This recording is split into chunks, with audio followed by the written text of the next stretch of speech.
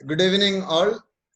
Absolute IAS അക്കാഡമിയുടെ ഇന്നത്തെ ഈ ഒരു ഗ്രൂമിംഗ് സെഷനിലേക്ക് ഏവർക്കും സ്വാഗതം. നമ്മളുടെ പുതിയ ബാച്ചിലെ ഗ്രൂമിംഗ് സെഷനാണ് ഇപ്പോൾ നടന്നുകൊണ്ടിരിക്കുന്നത്. കുറേയധികം വിദ്യാർത്ഥികൾക്ക് അതിൽ പാർട്ടിസിപ്പേറ്റ് ചെയ്യാൻ സാധിക്കുന്നില്ല. അവർക്ക് ടെക്നിക്കൽ ഇഷ്യൂസ് ഉണ്ട്, നെറ്റ് ഇഷ്യൂസ് ഉണ്ട്. എങ്കിൽ പോലും നമ്മൾ പങ്കെടുക്കാൻ പറ്റാവുന്ന പരമാവധി വിദ്യാർത്ഥികളും ഈ പ്രോഗ്രാമിൽ പങ്കെടുത്തുകൊണ്ടിരിക്കുകയാണ്. ബാക്കിയുള്ളവർ അവരുടെ റെക്കോർഡഡ് ആയിട്ടുള്ള ക്ലാസ്സുകൾ പിന്നീട് കേൾക്കുന്ന ഒരു തലത്തിലേക്കാണ് വരുന്നത്. ഇന്ന് നിങ്ങളെ മെന്റർ ചെയ്യുവാൻ വേണ്ടി ഇന്ന് നമ്മളോടൊപ്പം ഉള്ളത് ശ്രീ KR ശ്രീജിത്ത് സാറാണ്. സാറിന്റെ പ്രത്യേകത ഇപ്പൊ നിങ്ങൾ ഇവിടെ കണ്ടുകൊണ്ടിരിക്കുന്നത് മലയാള മനോരമ KAS പ്രിപ്പറേഷന് വേണ്ടി അവർ കേരളത്തിലെ ഏറ്റവും മികച്ച ഫാക്കൾട്ടീസിന്റെ ഒപ്പീനിയൻ തേടിയിരുന്നു. അതിൽ ജോഗ്രഫിയുമായി ബന്ധപ്പെട്ടിട്ട് മലയാള മനോരമ ഒപ്പീനിയൻ എടുത്തത് KR ശ്രീജിത്ത് സാറിൽ നിന്നാണ്, നമ്മുടെ ശ്രീജിത്ത് സാറിൽ നിന്നാണ്. അബ്സല്യൂട്ടിന്റെ മെന്ററാണ്. സാറിന്റെ ജോഗ്രഫി പുസ്തകങ്ങൾ ഏത് വായിക്കണം, പഠന രീതി ഏത് വേണം, ഈ കാര്യങ്ങളെല്ലാം തന്നെ മനോരമ പോലെയുള്ള ഒരു പ്രസിദ്ധീകരണം തന്നെ ശ്രീജിത്ത് സാറിന്റെ കയ്യിൽ നിന്ന് എടുക്കുമ്പോൾ നമുക്ക് തീർച്ചയായിട്ടും അറിയാം ശ്രീജിത്ത് സാറിന് ഉള്ള ഒരു റെപ്യൂട്ടേഷൻ ഈ ഒരു മെന്റർ എന്നുള്ള രീതിയിൽ നമുക്ക് സിവിൽ സർവീസ് കേരളം ഒരു ഹബ്ബ് ആവുന്നത് തന്നെ ഏതാണ്ട് ഒരു 2008 കാലഘട്ടത്തിൽ മുതലൊക്കെയാണ്. അപ്പോൾ ആ കാലഘട്ടം മുതൽ തന്നെ ഒരു സിവിൽ സർവീസ് മെന്ററായി അനവധി വിദ്യാർത്ഥികളെ ഇന്ത്യൻ സിവിൽ സർവീസിൽ എത്തിക്കുവാൻ കഴിഞ്ഞ ഒരു മെന്ററാണ് നിങ്ങൾക്ക് ഇപ്പോൾ മെന്ററിങ് നൽകുന്നത്. അദ്ദേഹം അബ്സല്യൂട്ട് IAS അക്കാഡമിയുടെ ഒരു മെന്ററാണ് എന്നുള്ളതിൽ നമുക്കും അഭിമാനമുണ്ട്. അതിനേക്കാൾ കൂടുതൽ മുമ്പുള്ള ഒരു വലിയ ധാരണയായിരുന്നു ഡൽഹിയിൽ പോയാൽ മാത്രമേ IAS പാസ്സാവാൻ സാധിക്കൂ. അതിനെ ബ്രേക്ക് ചെയ്ത ഒരു വ്യക്തിയാണ് ഹരിത വി കുമാർ.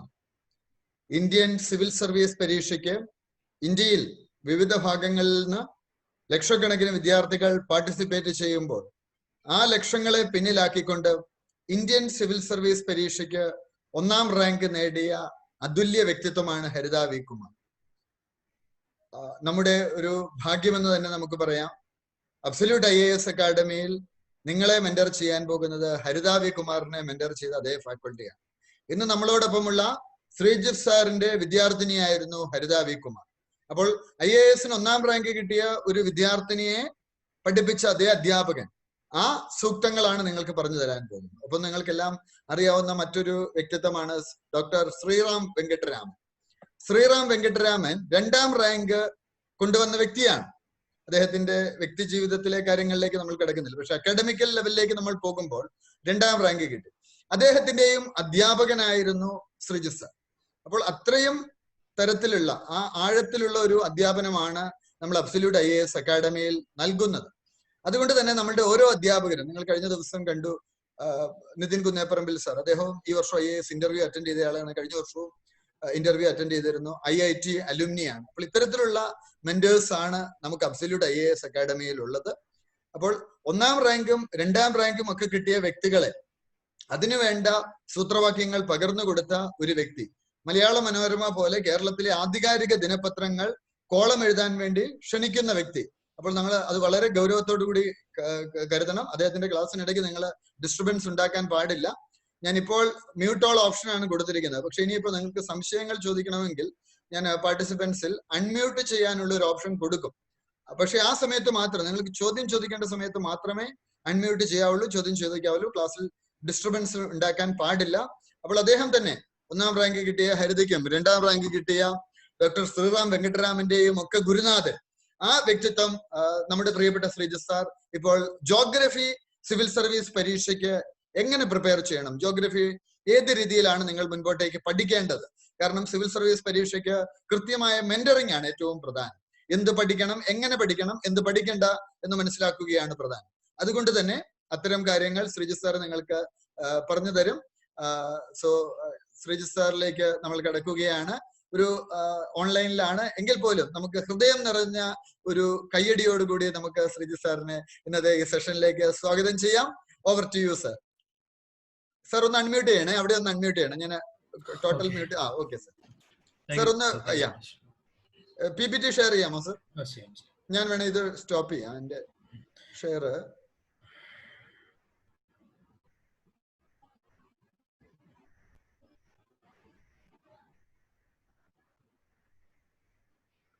സാറിന് ഷെയർ ചെയ്യാൻ സാധിക്കുന്നുണ്ടോ?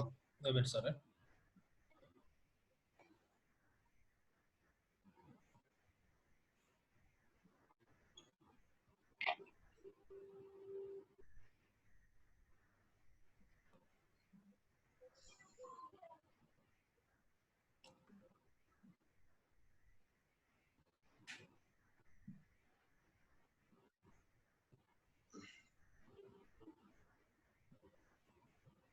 സാർ കേട്ടുന്നുണ്ടോ? കേട്ടുന്നുണ്ട് sir. Yes sir. Over to you sir. All the best. Thank you. Okay, thank you all. Thank you, sir. Okay, first of all, I heartfully welcome you. അപ്പോൾ നിങ്ങൾ ഈ നെക്സ്റ്റ് പ്രിലിമിനറി എക്സാമിനേഷന് വേണ്ടിയിട്ടുള്ള ഒരു പ്രിപ്പറേഷനിൽ നിങ്ങൾ ഓരോ സബ്ജക്റ്റിൻ്റെയും ഓരോ ദിവസങ്ങളിലായിട്ട് നിങ്ങൾ സ്ട്രാറ്റജി കേട്ടുകൊണ്ടിരിക്കുകയാണ്.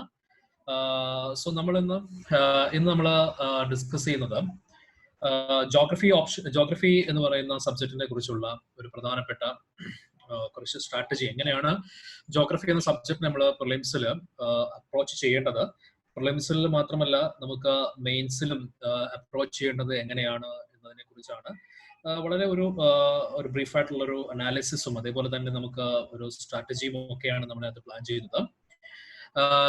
ഞാനത് മെയിൻലി ഇതിൽ പ്ലാൻ ചെയ്യുന്നത് കഴിഞ്ഞ 3 വർഷങ്ങളായിട്ട് ജോഗ്രഫി എന്ന സബ്ജക്റ്റിന് ഈ പറയുന്ന എത്രമാത്രം ഇമ്പോർട്ടൻസ് നമ്മുടെ പ്രിലിംസ് പേപ്പറിൽ ഉണ്ട്, ദെൻ അതേപോലെ തന്നെ മെയിൻസിലും എത്രമാത്രം ഇമ്പോർട്ടന്റ് ആണ് ജോഗ്രഫി എന്ന ആ ഒരു കൺസെപ്റ്റും കൂടിയാണ് നമ്മൾ എന്ത് ചെയ്യുന്നത് ഇന്ന് നമ്മൾ ഇതിനകത്ത് ചെയ്യുന്നത്. ദെൻ സോ നമ്മൾ ജോഗ്രഫി എന്ന് പറഞ്ഞ സബ്ജക്ട് പൊതുവെ നമ്മൾ സ്കൂളിലൊക്കെ ഡിസ്കസ് ചെയ്തിട്ടുള്ള സബ്ജക്റ്റ് ആണ് ജോഗ്രഫി സബ്ജക്ട്. ചിലരൊക്കെ ചിലപ്പോൾ ജോഗ്രഫിയിൽ ഗ്രാജുവേഷനും പോസ്റ്റ് ഗ്രാജുവേഷനും ഒക്കെ എടുത്തുള്ളവരുണ്ടാവും ഈ കൂട്ടത്തില്. എനിവേ പൊതുവെ സ്കൂൾ സമയത്തൊക്കെ വളരെ ഇൻട്രസ്റ്റിംഗോടെ പഠിച്ചതായിരിക്കാം നിങ്ങൾ ജോഗ്രഫി. പക്ഷെ നമുക്ക് സിവിൽ സർവീസിലേക്ക് എത്തുമ്പോഴത്തേക്കും നമുക്ക് ജോഗ്രഫി എന്ന് പറഞ്ഞു കഴിഞ്ഞാൽ വളരെ ഇമ്പോർട്ടന്റ് ആണ്. കാര്യം നമുക്ക് ഓരോ വർഷം കഴിയുമ്പോഴും ജോഗ്രഫിയുടെ ഒരു ഇമ്പോർട്ടൻസ് കൂടിക്കൊണ്ടിരിക്കുന്ന സിറ്റുവേഷൻ ആണ്. അപ്പോൾ നമുക്ക് എന്താണ് ജോഗ്രഫിയുടെ ഇമ്പോർട്ടൻസ് എന്ന് നമുക്ക് അറിയാം, ഒന്ന് ചെക്ക് ചെയ്യാം നമുക്ക്. അതായത് ഓരോ വർഷം കഴിയും തോറും നമ്മുടെ ജോഗ്രഫി എന്ന് പറഞ്ഞ സബ്ജക്റ്റിന്റെ ഇമ്പോർട്ടൻസ് കൂടിക്കൊണ്ടിരിക്കുകയാണ്. അപ്പൊ നിങ്ങൾക്ക് ഇപ്പൊ കാണുന്ന ആ ഒരു സ്ലൈഡിലുള്ളത് കഴിഞ്ഞ 4 വർഷ കാലയളവിലും ജോഗ്രഫി എന്ന സബ്ജക്റ്റിൽ എത്രമാത്രം നമ്മുടെ പ്രിലിമിനറി എക്സാമിനേഷനിൽ ഇമ്പോർട്ടൻസ് ഉണ്ട് എന്ന്, അല്ലെങ്കിൽ എത്ര പെർസെന്റേജോളം ചോദ്യങ്ങൾ ജോഗ്രഫിയിൽ നിന്ന് വന്നിട്ടുണ്ട് എന്നതിനെ കുറിച്ചുള്ള ഒരു അനാലിസിസ് ആണ് ഞാൻ നിങ്ങൾക്ക് ഇപ്പൊ കാണിച്ചു തന്നിരിക്കുന്നത്. സോ നോക്കുക, 2016 7%, അതുപോലെ 2017 7%, 2018 8% മാത്രം ഉണ്ടായിരുന്ന നമ്മുടെ ജോഗ്രഫി എന്ന് പറയുന്ന സബ്ജക്റ്റിനകത്ത് 2019 ആയപ്പോഴത്തേക്കും അറോസ് ടു അല്ലെങ്കിൽ ഇറ്റ്സ് ജംപ്ഡ് ടു 14% എന്ന് പറയുന്ന ഒരു വലിയൊരു അല്ലെങ്കിൽ ഡബിൾ ഡിജിറ്റിലേക്ക് എന്ത് ചെയ്തിട്ടുണ്ട്, നമ്മുടെ ജോഗ്രഫിയുടെ ഇമ്പോർട്ടൻസ് കൂട്ടിയിരിക്കുകയാണ്. അപ്പോൾ ജോഗ്രഫി എന്ന സബ്ജക്ട് നമുക്ക് അവോയ്ഡ് ചെയ്തുകൊണ്ട് നമുക്ക് മുന്നോട്ട് പോകാൻ പറ്റത്തില്ല. അപ്പോൾ മറ്റുള്ള സബ്ജക്റ്റുമായിട്ട് കമ്പയർ ചെയ്യുമ്പോൾ ഇന്ത്യൻ എക്കോണമിക്ക് തന്നെ ഇക്വലന്റ് ആയിട്ടും ഇന്ത്യൻ പൊളിറ്റിക്കും ഏകദേശം ഇക്വലന്റ് ആയിട്ടുമാണ് എന്ത് ചെയ്യുന്നത് നമ്മുടെ ജോഗ്രഫി എന്ന സബ്ജക്ട് 2019 ചോദിച്ചത്. ഇനി വരാൻ പോകുന്ന വർഷങ്ങളിലും ഈ ഒരു പെർസെന്റേജിൽ കാര്യമായ മാറ്റം വരാൻ സാധ്യതയില്ല. കാരണം നമുക്ക് ക്വസ്റ്റ്യൻ അനലൈസ് ചെയ്യുമ്പോഴത്തേക്കും, ഓരോ വർഷത്തെ ക്വസ്റ്റ്യൻ അനലൈസ് ചെയ്യുമ്പോഴത്തേക്കും എക്സാമിനർ എന്താണ് ഉദ്ദേശിക്കുന്നത് നമുക്ക് എന്ത് ചെയ്യാൻ പറ്റും, മനസ്സിലാക്കാൻ പറ്റും. അപ്പോൾ ഏതൊരു ലെവലിലേക്കാണ് അല്ലെങ്കിൽ ഏതൊരു പാത്വേയിലേക്കാണ് ഈ പറയുന്ന ക്വസ്റ്റ്യൻസ് പോകുന്നത് എന്ന് നമുക്ക് എന്ത് ചെയ്യാൻ പറ്റും, മനസ്സിലാക്കാൻ പറ്റും. ഫസ്റ്റ് ഓഫ് ഓൾ നമ്മൾ ആ ക്വസ്റ്റ്യൻ അനലൈസ് ചെയ്യുന്നു, ക്വസ്റ്റ്യൻ്റെ ട്രെൻഡും ക്വസ്റ്റ്യൻ്റെ ഒരു പാറ്റേണും നമ്മൾ അനലൈസ് ചെയ്ത ശേഷം നമ്മൾ ഏതൊക്കെ ബുക്സ് ആണ് പ്രിപ്പറേഷന് വേണ്ടി എന്ത് ചെയ്തത് മെയിൻലി ഫോക്കസ് ചെയ്യേണ്ടത്, ഈ കാര്യങ്ങളും കൂടെ ഞാൻ എന്ത് ചെയ്യാം ഈ ഒരു സെഷനിൽ ഡിസ്കസ് ചെയ്യാം. അപ്പോൾ ഫസ്റ്റ് ഓഫ് ഓൾ നിങ്ങൾ ഈ പറയുന്ന പ്രീവിയസ് ഇയർ ക്വസ്റ്റ്യൻസ് നിങ്ങൾ ചിലപ്പോൾ നോക്കിയിട്ടുണ്ടായിരിക്കാം. അപ്പോൾ അങ്ങനെ നോക്കിയിട്ടുണ്ടെങ്കിൽ നിങ്ങൾക്ക് ജോഗ്രഫി എന്ന് പറയുന്ന സബ്ജക്റ്റിലേക്കുള്ള ചില ക്വസ്റ്റ്യൻസ് നിങ്ങൾ ചില കണ്ടിട്ടുണ്ടായിരിക്കും. അപ്പോൾ ആ ക്വസ്റ്റ്യൻസ് നിങ്ങൾക്ക് വളരെ ഈസി ആയിരിക്കാം, വളരെ ടഫ് ആയിരിക്കാം, അപ്പോൾ ചിലത് കറണ്ട് അഫയേഴ്സ് റിലേറ്റഡ് ആയിരിക്കാം. അപ്പോൾ പൊതുവേ നമ്മുടെ ജോഗ്രഫിയിൽ വരുന്ന ക്വസ്റ്റ്യൻസിന്റെ ഒരു രീതി എന്ന് പറഞ്ഞു കഴിഞ്ഞാൽ ക്വസ്റ്റ്യൻസ് ഫാക്ട്സിനെ ബേസ് ചെയ്തുകൊണ്ടും ഒപ്പം കറണ്ട് അഫയേഴ്സിനെയും കൂടെ കണക്ട് ചെയ്തുകൊണ്ടുമുള്ള ക്വസ്റ്റ്യൻസ് ആണ് ജോഗ്രഫിയിൽ കൂടുതലും വരുന്നത്. അതായത് ജോഗ്രഫിക്കൽ ആയിട്ടുള്ള ഏതെങ്കിലും ഒരു ഫാക്ച്വൽ ആയിട്ടുള്ള ഒരു കൺസെപ്റ്റും അതുപോലെ തന്നെ എന്താണ് അതുമായിട്ട് ബന്ധപ്പെട്ട് കറണ്ട് സെനാരിയോയിൽ ആ ഒരു ഫാക്റ്റിന് എന്താണ് പ്രാധാന്യമുള്ളത് എന്ന കാര്യം കൂടെ ചേർത്തുകൊണ്ടുള്ള ക്വസ്റ്റ്യൻസ് ആണ് ഭൂരിഭാഗവും വന്നിട്ടുള്ളത്. അതേപോലെ തന്നെ അറ്റ്ലസ് ബേസ്ഡ് ആയിട്ടുള്ള ക്വസ്റ്റ്യൻസും ധാരാളം ചോദിക്കുന്നുണ്ട്. അറ്റ്ലസ് എന്ന് പറയുമ്പോഴത്തേക്കും നമ്മുടെ സിവിൽ സർവീസ് പ്രിപ്പറേഷനിലെ ഏറ്റവും പ്രധാനപ്പെട്ട ഒരു ടൂളാണ് അറ്റ്ലസ് എന്ന് പറയുന്നത്. ഈ അറ്റ്ലസ് നമ്മൾ വളരെ സീരിയസോട് കൂടി വേണം അപ്രോച്ച് ചെയ്യാൻ. ഇത് പലർക്കും ഞാൻ മുൻ വർഷങ്ങൾക്ക് പഠിപ്പിച്ചതിൽ തന്നെ ഏതാണ്ട് ഒരു പകുതിയോളം വിദ്യാർത്ഥികൾക്ക് അവരുടെ ആ ഒരു അറ്റ്ലസ് എന്ന് പറയുന്ന അവരുടെ ആ ഒരു കോച്ചിങ്ങിന്റെ ഏതാണ്ട് ഒരു 2/3 കാലഘട്ടം ആയിട്ട് പോലും എന്താണ് അറ്റ്ലസ് എന്നോ അല്ലെങ്കിൽ എങ്ങനെയാണ് അറ്റ്ലസ് യൂട്ടിലൈസ് ചെയ്യേണ്ടതെന്നോ കൃത്യമായി അറിയില്ല. പറഞ്ഞു കൊടുത്താൽ പോലും അവർ ചെയ്യാറില്ല. അറ്റ്ലസ് എന്ന് പറഞ്ഞാൽ നമ്മുടെ പ്രിപ്പറേഷനിൽ സിവിൽ സർവീസ് പ്രിപ്പറേഷനിൽ ഏറ്റവും പ്രധാനപ്പെട്ട ടൂളാണ് അറ്റ്ലസ്. നമുക്ക് ഈ പറയുന്ന ജോഗ്രഫിക്ക് മാത്രമല്ല ഹിസ്റ്ററിക്കും കറണ്ട് അഫേഴ്സിനും ഒക്കെ വളരെ ഇമ്പോർട്ടൻസ് ഉള്ള ഒന്നാണ് അറ്റ്ലസ് എന്ന് പറയുന്നത്. അറ്റ്ലസ് എന്ന ടൂളിനെ നമ്മൾ നന്നായി യൂട്ടിലൈസ് ചെയ്ത് കഴിഞ്ഞാൽ, അത് നന്നായി നമ്മൾ മാസ്റ്റർ ചെയ്യാൻ കഴിഞ്ഞു കഴിഞ്ഞാൽ നമുക്ക് കുറെ ക്വസ്റ്റ്യൻസ് എന്ത് ചെയ്യാൻ പറ്റും, അറ്റ്ലസിനെ ബേസ് ചെയ്ത് നമുക്ക് ആൻസർ ചെയ്യാൻ സാധിക്കുന്നതായിരിക്കും. അപ്പോൾ അറ്റ്ലസ് എന്ന് പറയുന്നത് നിങ്ങളുടെ പ്രിപ്പറേഷനിൽ ഏറ്റവും പ്രധാനപ്പെട്ട ഒരു ടൂളായിട്ട് നിങ്ങൾ ഇനി മുതൽ കൺസെപ്റ്റ് ചെയ്യണം. ഏതാണ് നല്ല അറ്റ്ലസ്, ഏതാണ് നല്ല അറ്റ്ലസ്, ഏതാണ് നല്ല ഇൻഫോർമേറ്റീവ് ആയിട്ട് അറ്റ്ലസ് എന്നുള്ളത് ഞാൻ ഈ സെഷന്റെ അവസാനം നിങ്ങൾക്ക് ഞാൻ പറഞ്ഞു തരാം. അപ്പോൾ ആ ഒരു അറ്റ്ലസ് വെച്ച് ധാരാളം ക്വസ്റ്റ്യൻസ് കാണാൻ പറ്റുന്ന തന്നെ കാണാൻ പറ്റും നമുക്ക്. അപ്പോൾ അങ്ങനെ അറ്റ്ലസിന്റെ ക്വസ്റ്റ്യൻസ് ജോഗ്രഫിയിൽ എന്ത് ചെയ്യുന്നുണ്ട്, ധാരാളം ചോദിക്കുന്നുണ്ട്. ഒപ്പം നമ്മുടെ സിവിൽ സർവീസ് എക്സാമിനേഷൻ എന്ന് പറഞ്ഞു കഴിഞ്ഞാൽ അത് ഫോറസ്റ്റ് സർവീസിനും കൂടെ കമ്പൈൻഡ് ആയിട്ടുള്ള എക്സാമിനേഷൻ ആണ്. അപ്പോൾ അതുകൊണ്ട് തന്നെ നമ്മുടെ ഫോറസ്റ്റ് സർവീസിലുള്ള ആൾക്കാരെ അതിലൂടെ ആ കാൻഡിഡേറ്റിനെയും കൂടെ എയിം ചെയ്തുകൊണ്ട് കുറച്ച് ക്വസ്റ്റ്യൻസ് വരുമ്പോഴത്തേക്കും അത് ഏറ്റവും കൂടുതൽ അത് റെലവെന്റ് ആകുന്നത് ജോഗ്രഫിയിലാണ്. കാര്യം ജോഗ്രഫിയിലെ നാച്ചുറൽ വെജിറ്റേഷൻ എന്ന് പറയുന്ന ആ ഒരു ഏരിയയിൽ ഫോറസ്റ്റുമായിട്ടൊക്കെ റിലേറ്റഡ് ആയ ഏരിയ ആണ്. അതുകൊണ്ട് തന്നെ നമുക്ക് ധാരാളം ക്വസ്റ്റ്യൻസ് നാച്ചുറൽ വെജിറ്റേഷൻ മേഖലയിൽ നിന്ന് വേൾഡിലും ഇന്ത്യയിലും ഒക്കെ എന്ത് ചെയ്യുന്നുണ്ട്, നമുക്ക് വളരെ കിട്ടുന്നുണ്ട്. സോ അങ്ങനെയുള്ള ആ ക്വസ്റ്റ്യൻസ് എങ്ങനെയാണ് വരുന്നത്, അതിന്റെ ഒരു പാത്വേ എങ്ങനെയാണെന്ന കാര്യം കൊണ്ട് എന്ത് ചെയ്യാം നമുക്ക് മനസ്സിലാക്കാം. അപ്പൊ ഞാനിപ്പോ ഈ ഒരു അനലൈസിംഗ് ട്രെൻഡ് എന്ന് പറഞ്ഞു കഴിഞ്ഞാൽ 2017 മുതൽ 2019 വരെ ഒരു ഏരിയയിൽ നിന്നും ചോദിച്ചിട്ടുള്ള ഡിഫറെന്റ് ക്വസ്റ്റ്യൻസ്, ആ ക്വസ്റ്റ്യന്റെ പാറ്റേൺ എങ്ങനെയാണ്, എന്തുകൊണ്ട് ആ ക്വസ്റ്റ്യൻ അങ്ങനെ വരുന്നു എന്നതിനെ കുറിച്ച് നമ്മൾ എന്ത് ചെയ്യുന്നു, ഡിസ്കസ് ചെയ്യുന്നു. അപ്പോൾ കഴിഞ്ഞ 3 വർഷമായിട്ടും ആ പാറ്റേണിൽ ഒരു കാര്യമായ ഒരു മാറ്റം വന്നിട്ടില്ല. മീൻസ് ആ ഒരു ഏരിയ വൈസ് വരുന്ന ചോദ്യങ്ങൾ വരുന്ന രീതിയിൽ ഇനി 2020 ആയാൽ പോലും നമുക്ക് എന്താണ് ആ ഒരു പാറ്റേണിൽ 2021 പോലും നമുക്ക് എന്ത് ചെയ്യാൻ പറ്റും, ആ ഒരു പാറ്റേണിൽ ഏറിയും കുറഞ്ഞുമൊക്കെ ആയിരിക്കും ചെയ്യുന്നത് മാറ്റം വരേണ്ടത്. അപ്പോൾ ഏറ്റവും പ്രാധാന്യത്തോടെ നമ്മൾ എന്ത് ചെയ്യണം, നമ്മൾ ഏതൊക്കെ ഏരിയയാണ് പഠിക്കേണ്ടത്. ഒരു കാര്യം ശ്രദ്ധിക്കേണ്ടത്, നമ്മൾ പഠിക്കുന്ന സമയം വളരെ ഇമ്പോർട്ടന്റ് ആണ്. അപ്പൊ നമ്മൾ പഠിക്കാൻ ഉപയോഗിക്കുന്ന സമയം നമ്മൾ കൃത്യമായ മെറ്റീരിയൽ, കൃത്യമായ പോയിന്റ് ഉള്ള മെറ്റീരിയൽ, അല്ലെങ്കിൽ നമുക്ക് ഏറ്റവും യൂസ്ഫുൾ ആകുന്ന അല്ലെങ്കിൽ ബെനിഫിറ്റഡ് ആകുന്ന മെറ്റീരിയൽ മാത്രം എന്ത് ചെയ്യുക നമ്മൾ ചൂസ് ചെയ്യുക, ആ ഏരിയ മാത്രം എന്ത് ചെയ്യാൻ നോക്കുക. നമ്മൾ സ്മാർട്ട് വർക്ക് ആയിരിക്കണം. അപ്പോൾ സ്മാർട്ട് വർക്ക് ചെയ്യുമ്പോഴത്തേക്കും ഏത് ഏരിയ കറക്റ്റ് ആയിട്ട് മനസ്സിലാക്കി വേണം നമ്മൾ ചെയ്യാൻ വേണ്ടി, അല്ലെങ്കിൽ നമ്മുടെ സമയം വെറുതെ പാടായി പോകും. അപ്പോൾ അതിനനുവദിക്കാത്ത രീതിയിൽ നമുക്ക് ഏറ്റവും പ്രധാനപ്പെട്ട ഏരിയയിലൂടെ മാത്രം എന്ത് ചെയ്യണം നമ്മൾ ഫോക്കസ് ചെയ്ത് നീങ്ങുകയാണ് നമ്മൾ. സോ ദാറ്റ് നമ്മൾ 2017 CSP 2017 മുതലുള്ള ഒരു ക്വസ്റ്റ്യൻസ് നമ്മൾ അനലൈസ് ചെയ്യുകയാണ്. സോ ഈ ക്വസ്റ്റ്യന്റെ ഒരു രീതി എന്ന് വെച്ച് കഴിഞ്ഞാൽ, ഈ ഒരു ക്വസ്റ്റ്യൻ ഈസ് ആക്ച്വലി ഫോക്കസ് ചെയ്യുന്നത് നമ്മുടെ ഇന്ത്യൻ ഫിസിക്കൽ ജോഗ്രഫി എന്ന് പറയുന്ന ഒരു ടോപ്പിക് ഉണ്ട്. നമ്മൾ NCERT 11th സ്റ്റാൻഡേർഡിലൊക്കെ ഇന്ത്യ ഫിസിക്കൽ എൻവയോൺമെന്റ് എന്ന ടെക്സ്റ്റ് ബുക്ക് എന്ത് ചെയ്യുന്നുണ്ട്, നമ്മൾ പഠിക്കുന്നതാണ്. ദെൻ അല്ലെങ്കിൽ തന്നെ നമ്മൾ ഇന്ത്യൻ ജോഗ്രഫി പഠിക്കുമ്പോൾ അതിന്റെ ഏറ്റവും ഫസ്റ്റ് ചാപ്റ്റർ തന്നെ എന്താണ്, ഇന്ത്യൻ ഫിസിയോഗ്രാഫിയാണ്. ആ ഇന്ത്യൻ ഫിസിയോഗ്രാഫിയിൽ ഏറ്റവും പ്രധാനപ്പെട്ട ഏരിയ ആണ് വെസ്റ്റേൺ ഗാട്സ്, ഈസ്റ്റേൺ ഗാട്സ് തുടങ്ങിയ നമ്മുടെ മൗണ്ടൈൻ റീജിയൻസസ്. ആ മൗണ്ടൈൻ എന്ന് പറഞ്ഞു കഴിഞ്ഞാൽ that is A basic fact ആണ്. ആ മൗണ്ടൈൻ റീജിയനുമായി ബന്ധപ്പെട്ട ഒരു ഫാക്ടിനെ അവർ കറന്റ്ലി വളരെയധികം ഇമ്പോർട്ടന്റ് ഉള്ള ഒരു ഏരിയയുമായിട്ട് കണക്ട് ചെയ്തുകൊണ്ടാണ് എന്തിരിക്കുന്നത് ഈ ക്വസ്റ്റ്യൻ വന്നിരിക്കുന്നത്. അപ്പോൾ ഈ വന്നിരിക്കുന്ന ക്വസ്റ്റ്യനകത്ത് അറ്റ്ലസും കൂടെ എന്താണ് ഏറ്റവും പ്രധാനപ്പെട്ടതാണ്. അപ്പൊ നിങ്ങൾ ക്വസ്റ്റ്യൻ വായിച്ചൊക്കെ മനസ്സിലാകും. From the ecological point of view, which one of the following assumes importance in being a good link between the Eastern Ghats and the Western Ghats? Actually നമ്മൾ ഈസ്റ്റേൺ ഗാട്സും വെസ്റ്റേൺ ഗാട്സും എന്താണെന്ന് അല്ലെങ്കിൽ എവിടെയാണെന്ന് മാത്രം പഠിച്ചാൽ പോരാ, അവിടെയുള്ള പ്രധാനപ്പെട്ട ടൈഗർ റിസർവ്സുകളും നാഷണൽ പാർക്കുകളും ബയോസ്ഫിയർ റിസർവുകളും അതുപോലെ തന്നെ റിസർവ് ഫോറസ്റ്റുകളും എന്താണെന്ന് കൃത്യമായി നമ്മൾ എന്ത് ചെയ്യണം, മനസ്സിലാക്കിയിരിക്കണം. അതോടൊപ്പം തന്നെ വ്യത്യസ്തമായ സ്റ്റേറ്റുകളെ അല്ലെങ്കിൽ ഈ പറയുന്ന രണ്ട് മൗണ്ടൈൻ റേഞ്ചുകളെ തമ്മിൽ കണക്ട് ചെയ്യുന്നത് ഏതൊക്കെയാണ് നമ്മൾ മനസ്സിലാക്കുക. പർട്ടിക്കുലർലി നമ്മൾ പറയുന്നത് നീലഗിരി മൗണ്ടൈൻസ് ആണ് പറയുന്നത്. ഈസ്റ്റേൺ ഗാട്സിനെ വെസ്റ്റേൺ ഗാട്സിനെ കണക്ട് ചെയ്യാൻ വേണ്ടി നമ്മൾ പഠിക്കുന്നത് നീലഗിരി മൗണ്ടൈൻസ് ആണ്. NCERT മാത്രം മാത്രമേ പറയുന്നുള്ളൂ. പക്ഷെ അവിടെ ഒരു പ്രധാനപ്പെട്ട ഒരു ടൈഗർ റിസർവ് അവിടെയുണ്ട്. ആ ടൈഗർ റിസർവ് ആണ് പ്രധാനപ്പെട്ട ഒരു ലിങ്ക് ആയിട്ട് എന്ത് ചെയ്യുന്നത്, ആക്ട് ചെയ്യുന്നത്. അതിനെക്കുറിച്ച് നമ്മുടെ NCERT പറയുന്നില്ല. അപ്പോൾ NCERT എന്ന് പറഞ്ഞ ടെക്സ്റ്റ് ബുക്ക് നമ്മൾ വായിക്കണം എന്ന് പറയുന്നത് ബേസിക് ടെക്സ്റ്റ് ബുക്ക് ആണ്, വായിക്കണം. പക്ഷെ നമ്മൾ NCERT വായിക്കുമ്പോൾ ആ NCERT-യിലുള്ള പോയിന്റുകൾക്ക് ആ NCERT നിങ്ങൾ വായിക്കുന്ന ആ ഒരു കൺസെപ്റ്റുകളെ കുറച്ചും കൂടെ എന്ത് ചെയ്യണം, ഇംപ്രവൈസ്ഡ് ആയിട്ട് അല്ലെങ്കിൽ കുറച്ചും കൂടെ നമ്മൾ കറണ്ട് റിലേറ്റഡ് ആയിട്ടുള്ള കാര്യമായിട്ട് എന്ത് ചെയ്യണം, ബന്ധപ്പെടുത്തി വായിക്കാൻ ശ്രമിക്കണം. അപ്പോൾ മാത്രമേ ഇങ്ങനെയുള്ള ക്വസ്റ്റ്യൻസ് നമുക്ക് എന്ത് ചെയ്യാൻ പറ്റൂ, വരാൻ പറ്റത്തുള്ളൂ നമുക്ക്. അപ്പോൾ നമുക്ക് ഇങ്ങനെയുള്ള ഓപ്ഷൻ വരുമ്പോഴത്തേക്കും സത്യമംഗലമുണ്ട്, നല്ലമലയുണ്ട്, നഗർഹോളയുണ്ട്, ശേഷാചലമുണ്ട്. അപ്പോൾ ഈ പറയുന്ന ഓപ്ഷൻസ് ഒക്കെ നിങ്ങൾക്ക് ചില പേരിലൊക്കെ നിങ്ങൾക്ക് വളരെ ഫെമിലിയർ ആയിരിക്കും, പക്ഷെ കൺഫ്യൂഷൻ ഉണ്ടാക്കും. സത്യമംഗലമാണോ നല്ലമല്ലയാണോ എല്ലാം ഏതാണ്ട് ഏകദേശം ഈ പറഞ്ഞ ആന്ധ്രാപ്രദേശ്, കർണാടക ആ ഒരു റീജിയനിൽ കാണപ്പെടുന്നതാണ്. അപ്പോൾ നമുക്ക് ഇതിനകത്ത് പ്രധാനപ്പെട്ട ആൻസർ എന്ന് പറഞ്ഞു കഴിഞ്ഞാൽ സത്യമംഗലം ടൈഗർ റിസർവ് ആണ്. That is A link between eastern ghat and western Ghats. അപ്പോൾ നമ്മൾ പഠിക്കുമ്പോൾ അതും കൂടെ എന്ത് ചെയ്യണം, ഉൾക്കൊണ്ടുകൂടെ അതും കൂടെ നമ്മൾ മനസ്സിലാക്കി വേണം പഠിക്കാൻ വേണ്ടിയിട്ട്.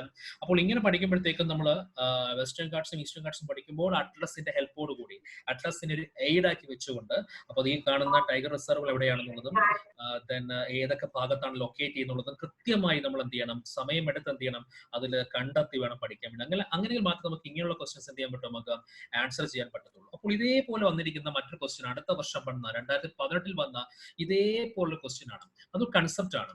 അപ്പോൾ ഈ ഒരു കൺസെപ്റ്റ് എന്ന് പറഞ്ഞു കഴിഞ്ഞാൽ നമ്മുടെ വോൾക്കാനോസിനെ കുറിച്ചുള്ള കൺസെപ്റ്റ് ആണ്. വോൾക്കാനോസ് എന്ന് പറയുമ്പോഴത്തേക്ക് നമ്മൾ ഫിസിക്കൽ ജോഗ്രഫി പഠിക്കുന്നുണ്ട്. നമുക്ക് വോൾക്കാനോസ്, നമുക്ക് 3 ടൈപ്പ് വോൾക്കാനോസ് ഉണ്ട്. ആക്റ്റീവ്, ദെൻ ഡോർമെന്റ്, എക്സ്റ്റിങ്ക്ട് എന്നുള്ള 3 ടൈപ്പ് വോൾക്കാനോസ് ഉണ്ട്. ഈ ലോകത്തിന്റെ പല ഭാഗത്തുമുണ്ട്. അപ്പോൾ ഇന്ത്യയിലുമുണ്ട് ഇത്തരം വോൾക്കാനോസ്, ഇന്ത്യയിലും കാണപ്പെടുന്നുണ്ട്. പക്ഷെ ഇന്ത്യയിൽ കാണുമ്പോൾ വോൾക്കാനോസ് ഇന്ത്യയിൽ കാണുന്നു, പഠിക്കുന്നുണ്ട്. നമ്മൾ ഇന്ത്യയിൽ എവിടെയാണ് വോൾക്കാനോ കാണുന്ന പ്രധാനപ്പെട്ട സ്ഥലങ്ങൾ എവിടെ നമ്മൾ പഠിക്കുന്നുണ്ട്. നമുക്കറിയാം, നമ്മൾ പഠിച്ചിട്ടുള്ള കേട്ടിട്ടുണ്ടായിരിക്കാം. ആൻഡമാൻ നിക്കോബാർ ഐലൻഡിലാണ് നമുക്ക് എന്ത് ചെയ്യുന്നത്, ആ ഐലൻഡ് ഗ്രൂപ്പിലാണ് നമുക്ക് എന്ത് കാണപ്പെടുന്നത്, നമ്മുടെ വോൾക്കാനോസ് കാണപ്പെടുന്നത്. ഇവരോട് വേണേ സാറിന് ചോദ്യം ചോദിക്കാം കേട്ടോ. അവർ അൺമ്യൂട്ട് ചെയ്ത് ആൻസേഴ്സ് പറഞ്ഞോളൂ. ഇടയ്ക്ക് സാറിനൊന്ന് ചോദ്യങ്ങൾ വല്ലതും ചോദിക്കണമെന്നുണ്ടെങ്കിൽ അവർക്ക് സംസാരിക്കണമെങ്കിൽ ചെയ്യാറില്ല സാർ. ഞാൻ ഇടയ്ക്ക് ചോദിക്കുന്നുണ്ട്. ഞാൻ അവർക്ക് ടൈമിൽ ഇപ്പൊ എന്തെങ്കിലും ആ ഒരു പോയിന്റ് ഡൗട്ട് വരുന്നുണ്ടെങ്കിൽ അവര് ചോദിച്ചോട്ടെ. Okay sir, okay. സോ അപ്പോൾ നമുക്കറിയാം ആൻഡമാൻ നിക്കോബാർ ഗ്രൂപ്പ് ഓഫ് ഐലൻഡിലാണ് നമുക്ക് പ്രധാനപ്പെട്ട വോൾക്കാനോസ് കാണും. നമ്മൾ പഠിച്ചിട്ടായിരിക്കും, കേട്ടിട്ടുണ്ടായിരിക്കാം നമ്മൾ. അപ്പോൾ ആ 2 ഐലൻഡ് പറഞ്ഞാൽ നർക്കോണ്ടോ, ഒന്ന് ബാരനുമാണ് നമുക്കറിയാം. പക്ഷേ ഇവിടെ ഈ ക്വസ്റ്റ്യൻ വന്നിരിക്കുന്നത് അതിനെ കൃത്യമായി അഡ്രസ് വെച്ച് എന്താണ് നമ്മൾ ഐഡന്റിഫൈ ചെയ്യുന്ന തരത്തിലാണ് വന്നിരിക്കുന്നത്. അപ്പോൾ നോക്കുക, മുൻതവണ അല്ലെങ്കിൽ പ്രീവിയസ് ഇയറിലൊക്കെ നമുക്ക് ബാരനൊന്നും നർക്കോണ്ടൊന്നും മാത്രം പഠിച്ചാൽ മതിയായിരുന്നു, അല്ലെങ്കിൽ അങ്ങനെയുള്ള ക്വസ്റ്റ്യൻസ് മാത്രമേ ഉണ്ടായിരുന്നുള്ളൂ. ഇപ്പോൾ ആ ക്വസ്റ്റ്യൻ നിന്നും ഇറങ്ങിയിട്ട്, ആ ക്വസ്റ്റ്യൻ കുറച്ചുകൂടെ ഡീപ്പിലേക്ക് ഇറങ്ങിയിട്ട് അതിന്റെ ലൊക്കേഷൻ, അതിന്റെ ഹിസ്റ്ററി, ഈ കാര്യങ്ങളിലേക്കാണ് ക്വസ്റ്റ്യൻ എന്ത് ചെയ്യുന്നത്, പോയിന്റ് ഔട്ട് ചെയ്യുന്നത്.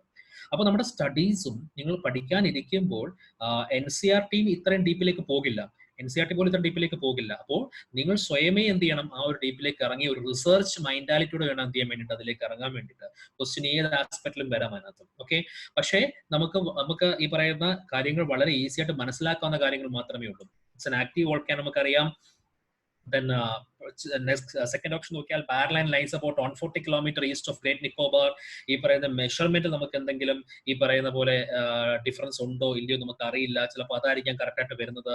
The last time the Barren volcano erupted was in 1991. അപ്പോൾ ഒരു ശരിക്കും പറഞ്ഞാൽ ഈ ഒരു ക്വസ്റ്റ്യൻ ഇട്ടതിന്റെ ഉദ്ദേശം ഒന്ന് ആലോചിച്ച് നോക്കിയാൽ പറഞ്ഞുതരാം. അതായത് നമുക്ക് ഈ പറയുന്ന 2007 കാലഘട്ടങ്ങളിൽ ഈ പറയുന്ന നമ്മുടെ ഈ പറയുന്ന വോൾക്കാനോ ഒന്ന് ആക്റ്റീവ് ആയിട്ടുണ്ട്, റീസെന്റ് ആക്റ്റീവ് ആയിട്ടുണ്ട്. അപ്പൊ നിങ്ങൾ എപ്പോഴെങ്കിലും പഠിക്കുമ്പോഴത്തേക്ക് നിങ്ങൾ ചിന്തിച്ചിട്ടുണ്ടാവും ചിലപ്പോൾ എന്തുകൊണ്ട് ഈ പറയുന്ന ഇത് ഡോർമെന്റ് എന്ന് പറഞ്ഞാൽ ഏതാണ് ലാസ്റ്റ് ഇറപ്റ്റ് ആയിട്ട് എപ്പോഴായിരിക്കാം, അല്ലെങ്കിൽ ഇനി ഇറപ്റ്റ് ആവാൻ സാധ്യതയുണ്ടോ, കാര്യം ഇത് ഡോർമെന്റ് വോൾക്കാനോ ആണ് എന്നുള്ള ഒരു ഡൗട്ട് തോന്നി. നിങ്ങളൊന്ന് ഗൂഗിൾ ചെയ്ത് നോക്കുമ്പോഴത്തേക്ക് നിങ്ങൾക്ക് മനസ്സിലാകും അത് റീസെന്റ് ടൈമിൽ ചെയ്തിട്ടുണ്ട്, അതൊന്ന് ആക്റ്റീവ് ആയിട്ടുണ്ട്. അപ്പോൾ അങ്ങനെ ഒരു കാൻഡിഡേറ്റിന്റെ ഇൻക്വിസിറ്റീവ്നെസ് അല്ലെങ്കിൽ അയാളുടെ ആ ഒരു അന്വേഷണ ത്വര എത്രമാത്രം ഉണ്ട് എന്ന് UPSCക്ക് മനസ്സിലാക്കാൻ വേണ്ടി തന്നിരിക്കുന്ന ഒരു ക്വസ്റ്റ്യൻ ആണ്. അപ്പോൾ നമ്മൾ അത്രമാത്രം ഒരു ഇൻക്വിസിറ്റീവ്നെസ്സൂടെ അല്ലെങ്കിൽ അത്രമാത്രം അന്വേഷണത്തോടെ നമ്മൾ എന്ത് ചെയ്യണം, ആ ഒരു സ്റ്റഡീസിന് നമ്മൾ എന്ത് ചെയ്യണം, അപ്രോച്ച് ചെയ്യണം, എസ്പെഷ്യലി ജോഗ്രഫിയിലൊക്കെ. അപ്പോൾ അത്തരത്തിൽ നമ്മൾ നോക്കുമ്പോഴത്തേക്കും ഈ ക്വസ്റ്റ്യന്റെ ആൻസർ ഈസ് ഓൺലി ആൻസർ വരുന്നത് ആക്റ്റീവ് വോൾക്കാനോ ആണത്. അപ്പൊ നമ്മൾ ഇനിയിപ്പോ എവിടെയെങ്കിലും നമ്മൾ ഡോർമെന്റ് എന്ന് കണ്ടു കഴിഞ്ഞാൽ ഇതിലേക്ക് അത് മാറ്റിയേക്കാം. ഇറ്റ്സ് ആക്റ്റീവ് വോൾക്കാനോ ആണ്. അപ്പോൾ അങ്ങനെയുള്ള ഈ പറയുന്ന ഒരു ക്വസ്റ്റ്യൻ ആണ് 2018 ചോദിച്ച ക്വസ്റ്റ്യൻ ആണ്. അതേപോലെ തന്നെ ഇനി അടുത്തൊരു ടൈപ്പ് ക്വസ്റ്റ്യനിലേക്ക് പോകാം. അടുത്ത ഒരു ടൈപ്പ് ഓഫ് ക്വസ്റ്റ്യൻ ആണ്. അതായത് ഇങ്ങനത്തെ ക്വസ്റ്റ്യൻസ് UPSC ഒരു കാലത്തും കൈവിടാത്ത ക്വസ്റ്റ്യൻസുകളാണ്. അത് ജോഗ്രഫിയെ ബേസ്ഡ് ആയിട്ടുള്ളതുണ്ട്, ഹ്യൂമൻ ജോഗ്രഫിയെ ബേസ്ഡ് ആയിട്ടുള്ളതുണ്ട്, എക്കണോമി ബേസ്ഡ് ആയിട്ടുള്ളതുണ്ട്.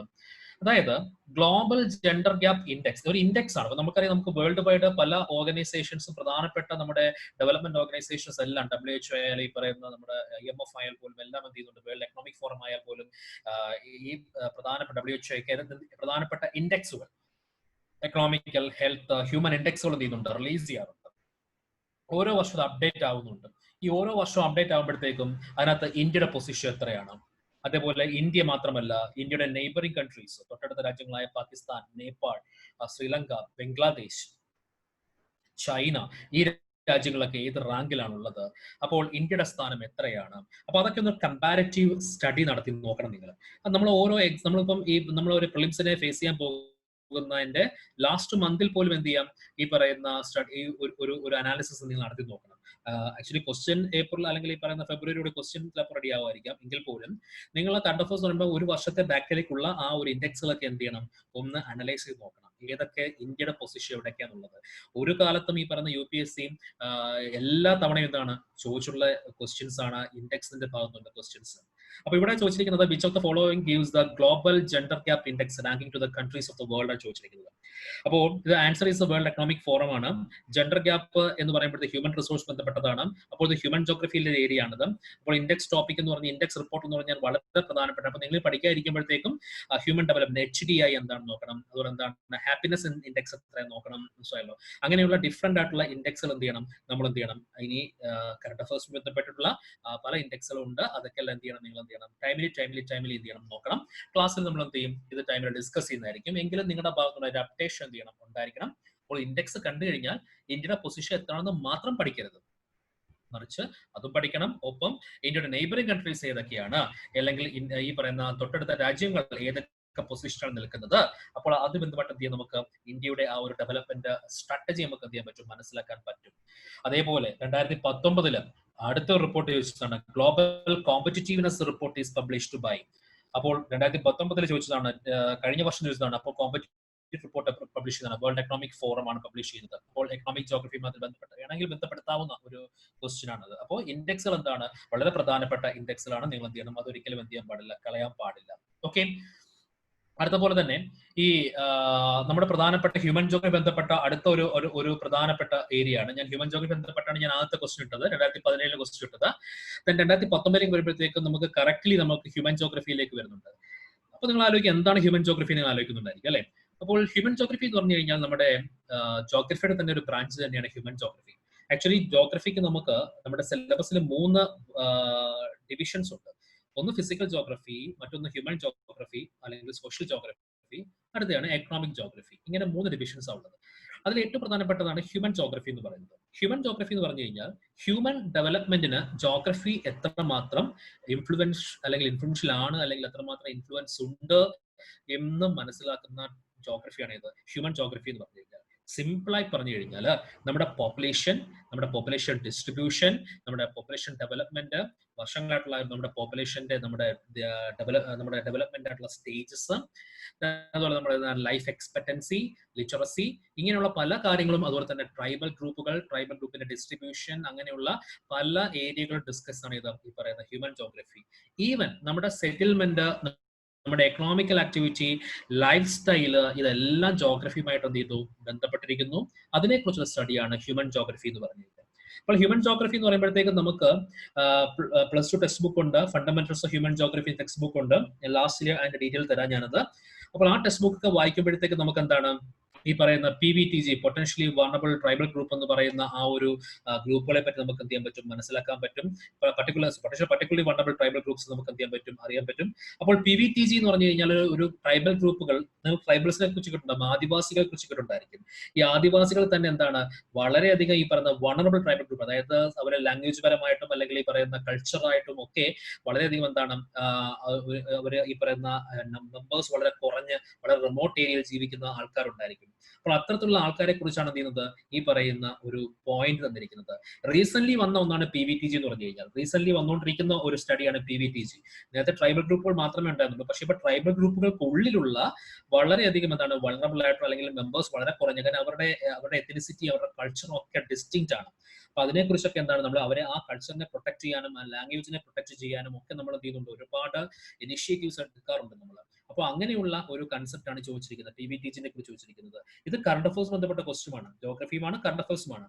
കാരണം 2017 ആ ഒരു ടൈമിൽ നമ്മൾ ഈ PVTG-നെ പ്രൊട്ടക്ട് ചെയ്യാൻ വേണ്ടിയിട്ട് എന്ത് ചെയ്തിട്ടുണ്ട്, നമ്മൾ കുറച്ച് പ്രോഗ്രാംസ് എന്ത് ചെയ്തു, ഇനിഷ്യേറ്റ് ചെയ്യാൻ വേണ്ടി ശ്രമിച്ചിട്ടുണ്ടായിരുന്നു.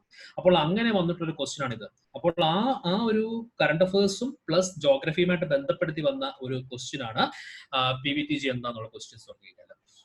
അപ്പോൾ ഈ ക്വസ്റ്റ്യൻസ് അപ്പോൾ നമുക്ക് അങ്ങനെ ഓരോ വർഷവും എന്താണ്, അല്ലെങ്കിൽ നമുക്കിപ്പോൾ ഈ 2021 എക്സാം എഴുതാൻ പോകുമ്പോഴത്തേക്കും ഈ വർഷത്തുള്ള കറണ്ട് അഫേഴ്സിൽ ഇങ്ങനെ ഒരു ട്രൈബൽ ഗ്രൂപ്പും ബന്ധപ്പെട്ട ഏതെങ്കിലും വാർത്ത വരുന്നുണ്ടോ ചെക്ക് ചെയ്യണം. ഏതെങ്കിലും ട്രൈബൽ ഗ്രൂപ്പിനെ കുറിച്ച് പർട്ടിക്കുലർലി വരുന്നുണ്ടോ, അല്ലെങ്കിൽ അവരുടെ ജീവിക്കുന്ന സ്ഥലത്തെ കുറിച്ചോ അവരുടെ എക്കണോമിയെ കുറിച്ചോ ലൈഫ് ആക്ടിവിറ്റീസിനെ കുറിച്ചോ എന്തെങ്കിലും ക്വസ്റ്റ്യൻസ് വരുന്നു ചെയ്യണം, ശ്രദ്ധിക്കണം. അപ്പോൾ അതാണ് നമുക്ക് എന്ത് ചെയ്യേണ്ടത്, ഏറ്റവും പ്രധാനപ്പെട്ട ഒരു പോയിന്റ് ആയിട്ട്. അല്ലാതെ നിങ്ങൾ ഈ പറയുന്ന ഹ്യൂമൻ ജോഗ്രഫി പഠിക്കുമ്പോൾ ഏറ്റവും കൂടുതൽ ട്രൈബൽ പോപ്പുലേഷൻ ഉള്ള സംസ്ഥാനം ഏത്, ഏറ്റവും കുറവുള്ള സംസ്ഥാനം ഏത്, അങ്ങനെയുള്ള സ്റ്റഡീസ് ഒക്കെ കഴിഞ്ഞു, അതിന്റെ കാലഘട്ടം കഴിഞ്ഞു. ഇനിയുള്ളത് ഇങ്ങനെയുള്ള ടോപ്പിക്കുകൾ, ഇങ്ങനെയുള്ള ഏരിയയിലേക്കാണ് ക്വസ്റ്റ്യൻ ചെയ്യുന്നത്, മുന്നോട്ട് പോകുന്നത്. അതേപോലെ തന്നെ അടുത്ത ഒരു ടൈപ്പ് ഓഫ് ക്വസ്റ്റ്യനിലേക്ക് പോകാൻ നമുക്ക് ഫിസിക്കൽ ജോഗ്രഫിയുടെ കൺസെപ്റ്റ് ആണ്. 2017 കാലഘട്ടത്തിൽ 2017 ചോദിച്ചൊരു ക്വസ്റ്റ്യൻ ആണ്. വളരെ ഇൻട്രസ്റ്റിംഗ് ആയിട്ടുള്ള ചോദ്യമാണ്. പക്ഷേ ഇതിന് നമ്മുടെ ഫിസിക്കൽ ജോഗ്രഫിയിലെ ഒരു ഫിനോമിനുമായി ബന്ധപ്പെട്ട ഒരു ചോദ്യമാണ്. ഫിസിക്കൽ ജോഗ്രഫിയിൽ നമ്മൾ ഓഷ്യാനോഗ്രാഫിയിൽ അല്ലെങ്കിൽ ഓഷ്യൻ ബന്ധപ്പെട്ട സ്റ്റഡിയിൽ ടൈഡ്സ് എന്ന് പറയുന്ന ഒരു കാര്യം പഠിക്കുന്നുണ്ട്. വേലിയേറ്റം, വേലിയിറക്കം എന്ന് പറയുന്ന ടൈഡ്സ് എന്ന് പറയുന്ന ഒരു ഫിനോമിനൻ പഠിക്കുന്നുണ്ട്. ആ ടൈഡ് പഠിക്കുമ്പോൾ നമ്മുടെ ഇന്ത്യയിലായാലും ലോകത്തിന്റെ പല ഭാഗത്തായാലും ടൈഡുകൾ ഉണ്ടാകുന്ന സ്ഥലങ്ങളെ കുറിച്ച് പറയുന്നുണ്ട്. അപ്പോൾ അതുമായി ബന്ധപ്പെട്ട ഒരു ക്വസ്റ്റ്യൻ ആണ്. വളരെ ഇൻട്രസ്റ്റിംഗ് ആയിട്ട് narration. At one of the places in India, if you stand on the seashore and watch the sea, you will find that the seawater recedes from the shoreline a few kilometers and comes back to the shore twice a day, and you can actually walk on the sea floor when the water recedes. This unique phenomenon is seen at നമുക്ക് വേലിയേറ്റവും വേലിയിറക്കം ഉണ്ടാകുമ്പോഴത്തേക്കും ഈ പറയുന്ന എല്ലാ നമ്മുടെ പ്രധാനപ്പെട്ട coastal ഏരിയസിലൊക്കെ, especially നമ്മുടെ eastern coastal ഏരിയസിലൊക്കെ എന്താണ് ഈ പറയുന്ന ടൈഡ് വളരെ ഫ്രീക്വന്റ് ആണ്. അപ്പോൾ അങ്ങനെ ടൈഡ് ഉണ്ടാകുമ്പോഴത്തേക്കും ആ ടൈഡിനെ ബേസ് ഒരു ക്വസ്റ്റ്യൻ ആണ്. പക്ഷെ നമ്മുടെ കോസ്റ്റൽ ഏരിയയിൽ പലയിടത്തും ടൈഡ് ഉണ്ടാകുന്നതിൽ പോലും, ഉണ്ടാകുന്ന സ്ഥലങ്ങൾ ഉണ്ടെങ്കിൽ പോലും, ഈ തന്നിരിക്കുന്ന സ്ഥലങ്ങളെല്ലാം മിക്ക സ്ഥലങ്ങളും എന്താണ് ഈസ്റ്റേൺ കോസ്റ്റൽ ഏരിയയിലുള്ള സ്ഥലങ്ങളാണെങ്കിൽ പോലും ഈ ഒരു പർട്ടിക്കുലർലി ഈ ഒരു സ്ഥലത്തിന് മാത്രം പറയുന്നത് ഷോർലൈനെ ഫ്യൂ കിലോമീറ്റേഴ്സ് ആണ്. ഒരു ഫ്യൂ കിലോമീറ്ററോളം ദൂരം എന്ത് ചെയ്തിട്ടുണ്ട്, നമുക്ക് സീ റിസീഡ് ചെയ്ത് പോകുന്നത് കാണാൻ പറ്റും നമുക്ക്. അപ്പോൾ ഏതാണ്ട് 5 കിലോമീറ്ററോളം ദൂരമാണ് കാണാൻ പറ്റും നമുക്ക് ഇതിനകത്ത്. ശരിക്കും അതിന്റെ അനാലിസിലേക്ക് പോയി കഴിഞ്ഞാൽ 5 കിലോമീറ്ററോളം ദൂരം നമുക്ക് ചെക്ക് ചെയ്യുമ്പോൾ മനസ്സിലാവും നമുക്ക്. അപ്പോൾ അത്രമാത്രം ഡീപ്പിലേക്ക് പോകുന്ന ഒരു സ്ഥലം, അല്ലെങ്കിൽ അത്രമാത്രം സീയിലേക്ക് ഡീപ്പിലേക്ക് എന്ത് ചെയ്യുന്നു, വാട്ടർ റിസീഡ് ചെയ്യുന്ന, ടോയ്സ് എ ഡേയിൽ റിസീഡ് ചെയ്യുന്ന ഒരു സ്ഥലമുണ്ട്. ആ സ്ഥലമാണ് ഈ ചോദിച്ചിരിക്കുന്നത്. നോക്കൂ, നമ്മൾ സാധാരണ പഠിക്കുമ്പോൾ എന്താണ് ടൈഡ് എന്താണെന്ന് പഠിക്കും, അല്ലെങ്കിൽ എന്താണ് ഹൈ ടൈഡും ലോ ടൈഡും പഠിക്കും, എബ് എന്താണെന്ന് പഠിക്കും, അല്ലെങ്കിൽ നീറ്റ് ടൈഡ് എന്താണെന്ന് പഠിക്കും, സ്പ്രിംഗ് ടൈഡ് എന്താണെന്ന് പഠിക്കും. അത് കൺസെപ്റ്റ് ആണത്, ഫാക്ട്സ് ആണത്. പക്ഷേ ആ ഫാക്ട്സിനെ നമ്മൾ നമ്മുടെ ഡേ ടു ഡേ ലൈഫിൽ എന്ത് ചെയ്യുന്നു, അല്ലെങ്കിൽ അപ്ലൈ ചെയ്യുന്നു. നമ്മുടെ ജീവിക്കുന്ന അല്ലെങ്കിൽ നമ്മുടെ ചുറ്റുപാടിൽ അത്തരം ഒരു ഫിനോമിനൻ നടക്കുന്ന സ്ഥലം ഏത് എന്നുള്ള ചോദ്യമാണ് ചെയ്യുന്നത് നമുക്ക് വരുന്നത്. അപ്പോൾ അത്രമാത്രം ഒരു ജനറൽ ലെവലിലേക്ക് ക്വസ്റ്റ്യൻ എന്താണ് മാറുകയാണ്. അപ്പോൾ അങ്ങനെ നോക്കുമ്പോഴത്തേക്ക് ആൻസർ ഈസ് ചാന്ദിപ്പൂർ ആണ്, ഒഡീസ ചാന്ദിപ്പൂർ ആണ്. നമുക്കറിയാം ഒഡീഷയിലെ ഏറ്റവും പ്രധാനപ്പെട്ട സ്ഥലമാണ് ചാന്ദിപ്പൂർ എന്ന് പറയുന്നത്. വീലർ ഐലൻഡിന്റെ സ്ഥലമാണ്, നമുക്ക് കേട്ടിട്ടുണ്ട്. നമ്മുടെ മിസൈൽ ടെസ്റ്റിംഗ് ബന്ധപ്പെട്ട സ്ഥലമാണ്. അപ്പോൾ അത്തരത്തിലുള്ള ആ ന്യൂസിൽ എന്ത് ചെയ്യുന്നുണ്ട്, അതുമായി ബന്ധപ്പെട്ട പ്ലേസസ് വരുന്നുണ്ട്. അപ്പൊ നോക്കുക, ന്യൂസിലൊരു സ്ഥലം വരുമ്പോഴത്തേക്കും ആ സ്ഥലത്തിന് നമ്മുടെ അറ്റ്ലസിലെ ലൊക്കേഷൻ എവിടെയാണ്, അതിലെന്തെങ്കിലും പ്രത്യേകതകൾ ഉണ്ടോ എന്ന് നിങ്ങൾ ഡെയിലി ന്യൂസ് വായിക്കുമ്പോൾ എന്ത് ചെയ്യണം, ചെക്ക് ചെയ്തുകൊണ്ടിരിക്കണം. അതാണ് ഞാൻ ആദ്യം പറഞ്ഞത്. അറ്റ്ലസിനെ നിങ്ങളുടെ സ്റ്റഡിയിലെ ഡെയിലി സ്റ്റഡിയിൽ എന്ത് ചെയ്യുക, ഏറ്റവും പ്രധാനപ്പെട്ട ഒരു ടൂളായിട്ട് എന്ത് ചെയ്യാം, നിങ്ങൾ എടുക്കുക, ഒരു ടൂളാക്കി എടുക്കുക. അപ്പോൾ നിങ്ങൾ ഒരു സ്ഥലം എവിടെ കണ്ടാലും എന്ത് ചെയ്യാം, അത് ചെക്ക് ചെയ്യുക. ആ സ്ഥലത്തിന്റെ പ്രത്യേകത എന്ത് ചെയ്യാം നോക്കുക, എന്തൊക്കെയാണ് ആ സ്ഥലത്തിന്റെ പ്രത്യേകത എന്ത് ചെയ്യുക, ഒന്ന് ഗൂഗിൾ ചെയ്യുക. അതൊക്കെ നമുക്ക് നാളെ ഒരു ചോദ്യമായിട്ട് എന്ത് ചെയ്യാം, മുന്നിലേക്ക് വരാൻ പറ്റുന്ന ഒന്ന് തന്നെയാണ്. നെക്സ്റ്റ് ക്വസ്റ്റ്യനിലേക്ക് നമുക്ക് കടന്നു കഴിഞ്ഞാൽ അടുത്ത 2018 ക്വസ്റ്റ്യൻ ആണ്, ഫാക്ട് ആണ്, ഫാക്ച്വൽ ക്വസ്റ്റ്യൻ ആണ്. The Earth's magnetic field has reversed very few 100,000 years. When the Earth created more than 4,000 million years ago, there was a 54% oxygen, then carbon monoxide. Then when living organism originated, they modified the early atmosphere on Earth. അപ്പോൾ ഇങ്ങനെ ഒരു ചോദ്യം ചോദിച്ചിരിക്കുകയാണ്. അപ്പോൾ ഇവിടെ നമ്മൾ സാധാരണഗതിയിൽ നമ്മൾ പഠിക്കുന്നത് ഫിസിക്കൽ ജോഗ്രഫി എന്ന് പറയുന്ന ആ ഒരു പാർട്ടിൽ, ഫിസിക്കൽ ജോഗ്രഫി എന്ന് പറഞ്ഞു കഴിഞ്ഞാൽ ദ റിയൽ ജോഗ്രഫി. ജോഗ്രഫി എന്ന് പറയുമ്പോൾ അതിന്റെ യഥാർത്ഥ എസൻസോട് നമ്മൾ പഠിക്കുന്നതാണ് physical geography. Geography is A science ആണ് ജോഗ്രഫി എന്ന് പറഞ്ഞു കഴിഞ്ഞാൽ. ആ സയൻസിലെ ജോഗ്രഫിയുടെ എല്ലാ ബേസും എന്താണ് കിടക്കുന്ന പറഞ്ഞാൽ ഫിസിക്കൽ ജോഗ്രഫിയിലാണ് കിടക്കുന്നത്. ആ ഫിസിക്കൽ ജോഗ്രഫിയിൽ നമ്മൾ പഠിക്കുന്ന കൺസെപ്റ്റുകൾ, ഫാക്ടുകളും ഒക്കെ തന്നെ നമ്മൾ എന്ത് ചെയ്യുന്നത് നമ്മൾ പിന്നീട് വരുന്ന ഹ്യൂമൻ ജോഗ്രഫിയിലും എക്കണോമിക് ജോഗ്രഫിയിലും എല്ലാം അപ്ലൈ ചെയ്യുന്നത്. അപ്പോൾ ഇവിടെ എന്ന് പറഞ്ഞു കഴിഞ്ഞാൽ ഇത് നമ്മൾ എർത്തിന്റെ മാഗ്നറ്റിസം ഒക്കെ എന്ത് ചെയ്യുന്നുണ്ട്, ഫിസിക്കൽ ജോഗ്രഫിയിൽ ജസ്റ്റ് ഒരു പോയിന്റ് പറഞ്ഞു പോകുന്നു മാത്രമേ ഉള്ളൂ. പക്ഷെ അതിനെക്കുറിച്ച് കുറച്ചുകൂടെ ഡീറ്റെയിൽ ആയിട്ടാണ് എന്ത് ചെയ്തിരിക്കുന്നത്, ചോദിച്ചിരിക്കുന്നത്. സോ ഡീറ്റെയിൽ ആയിട്ട്, അതായത് നമ്മുടെ എർത്തിന്റെ ഈ പറയുന്ന 4000 മില്യൺ ഇയേഴ്സ് എഗോ എർത്തിന്റെ ആ ഒരു ഡെവലപ്മെന്റും, അതിന് ഓക്സിജന്റെ 54% oxygen and no carbon dioxide തെറ്റാണ്. കാര്യം അന്നെന്ന് പറഞ്ഞാൽ നമുക്ക് ഈ പറയുന്ന ഓക്സിജൻ അംശം പോലും ഉണ്ടായിരുന്നില്ല. കാർബൺ മോണോക്സൈഡും അതുപോലെ തന്നെ കാർബൺ ഡൈ ഓക്സൈഡുമായിരുന്നു ഏറ്റവും കൂടുതൽ ഉണ്ടായിരുന്നത്. അപ്പോൾ ലിവിങ് ഓർഗാനിസംസ് ഒറിജിൻ ആയിട്ടല്ല അവർ അറ്റ്മോസ്ഫിയർ ഉണ്ടാക്കിയത്. അറ്റ്മോസ്ഫിയർ ഉണ്ടായ ശേഷമാണ് ലിവിങ് ഓർഗാനിസം ഉണ്ടാവുന്നത്. അപ്പോൾ എന്താണോ ഒറിജിനിലുള്ളത് അതിന്റെ ജസ്റ്റ് റിവേഴ്സിലാണ് രണ്ടാമത്തെയും മൂന്നാമത്തെ ഓപ്ഷൻ ചോദിച്ചിരിക്കുന്നത്. പക്ഷെ ഒന്നാമത്തെ ഓപ്ഷൻ എന്താണ്, കറക്റ്റ് ആണ്. Earth magnetic field has reversed every few 100,000 years. ഇടയ്ക്കൊക്കെ നമുക്ക് ഈ പറയുന്ന നമ്മുടെ പിന്നെ ഫേസ്ബുക്കിലൊക്കെ ചിലപ്പോൾ ഇങ്ങനെ വരാറുണ്ട്, നമ്മുടെ എർത്തിന്റെ കാന്തിക മണ്ഡലം മാറുന്നു എന്നൊക്കെ പറഞ്ഞ് ഇങ്ങനെ ചില ഇൻട്രസ്റ്റിംഗ് ആയിട്ടുള്ള ചില ഐറ്റംസ് വരാറുണ്ട്.